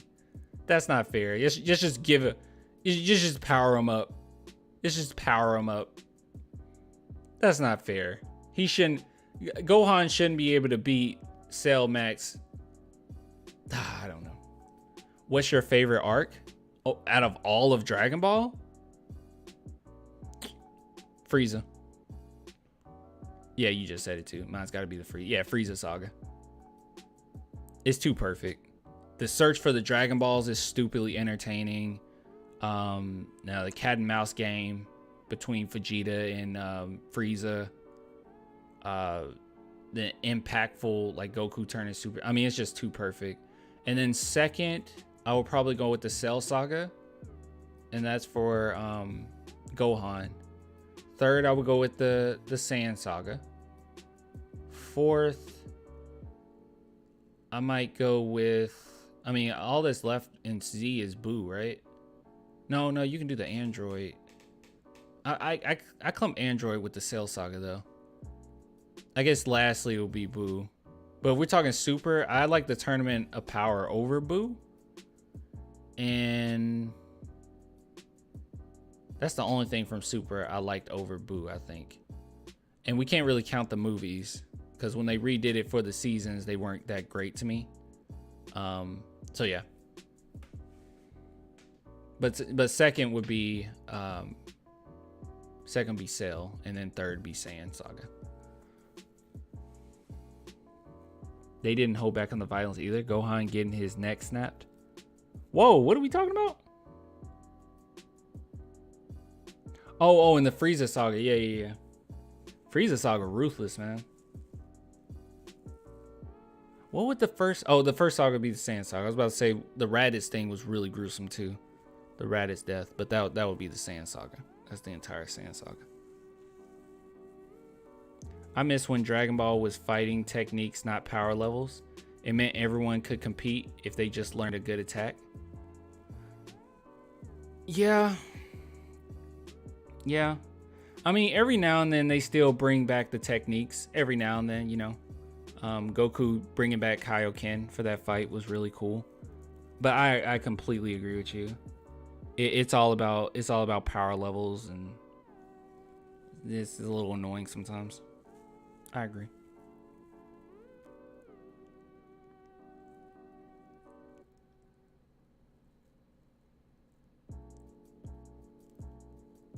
Boo turning Chi-Chi into an egg and stepping on her for a Goten. That was messed up. I gotta go back and watch the Boo saga. It's been so long. Cause I saw the Boo. That's the only arc that I literally seen once, and I saw it when it came out on television. Well, actually, my dad with because I would have drum lessons, so my dad would record it on. I'm gonna sound so old, on VHS, and when I would come back, I would watch it. The Boo saga. That was because all the other sagas I watched literally with my older brother, but at that point, I think he might have been out the house or getting ready to move out, and I watched the Boo saga by myself, and I just didn't resonate with it that much, and I have to go back and actually watch it. It's been too long. People refer to the Boo saga, and I don't remember a lot from it. So pissed Boo wasn't in the Tournament of Power, but he probably would have been too OP. Boo is nasty. Boo Saga would be way better without most of the fat Boo filler. And if Gohan didn't get screwed over immediately after going Mystic. Well, no, you know, you talk about the Boo Saga, we're adding in the Majin stuff. So no, I do recall. I recall all the Majin stuff with Vegeta versus Goku and all that. I do recall all that.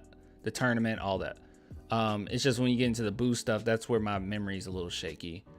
But I do recall Vegeta like literally sacrificing himself and Goku still finishing it at the end. What was that?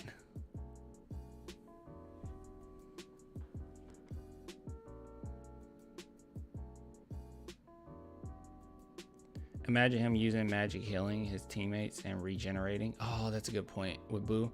That's probably why they made sure he was like just sleep.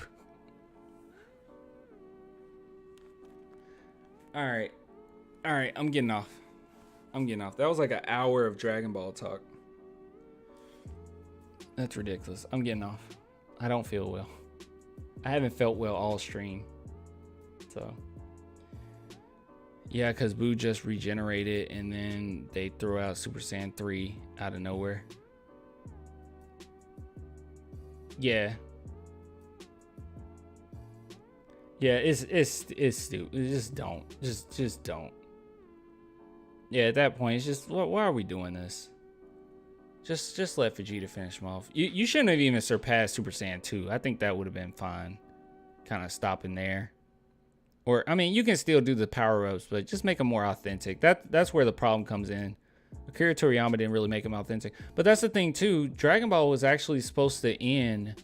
I believe Dragon Ball Z was supposed to end after the Frieza saga. I think that was the end, which would have made sense. But then when he kept going, it was like, okay, now we're gonna end with the Gohan, which was perfect. And then he just kept going. But he also realized, like, I think a lot of people are irritated by how Gohan ended up, which I am too. And this was the big redemption right here. And I understand that. But he also said that Gohan's personality was basically too flat to be like the star of Dragon Ball, which is true. He didn't say it like that, but it was more like Goku makes things happen. Gohan reacts to things happening. And that's a big difference between those two heroes. So Goku's just more interesting. One Piece was supposed to end like 1,000 episodes ago. For real? Ah, man. I'm only on episode 40. Animation isn't the best of One Piece. And I have to say, I completely see where it's going. And I see why people would love this. It's pretty great. Especially when they get into the backstories. It's like, wow, these are some really good backstories. Really good. Nami's backstory is like, what the heck, dude? I was engaged. Hers and Zoro's. Shoot, even Luffy's pretty decent. It's like, wow. I'm taking it back a little bit. So, all right, I'm getting off. Good night. I literally been talking to Gregor and Gregor EA in July for the past hour. So I'll get with you guys later. Nerds, yeah. Yeah, this is usually how it goes. All right, geeks. All right, doofuses. Get with you guys later. Bye.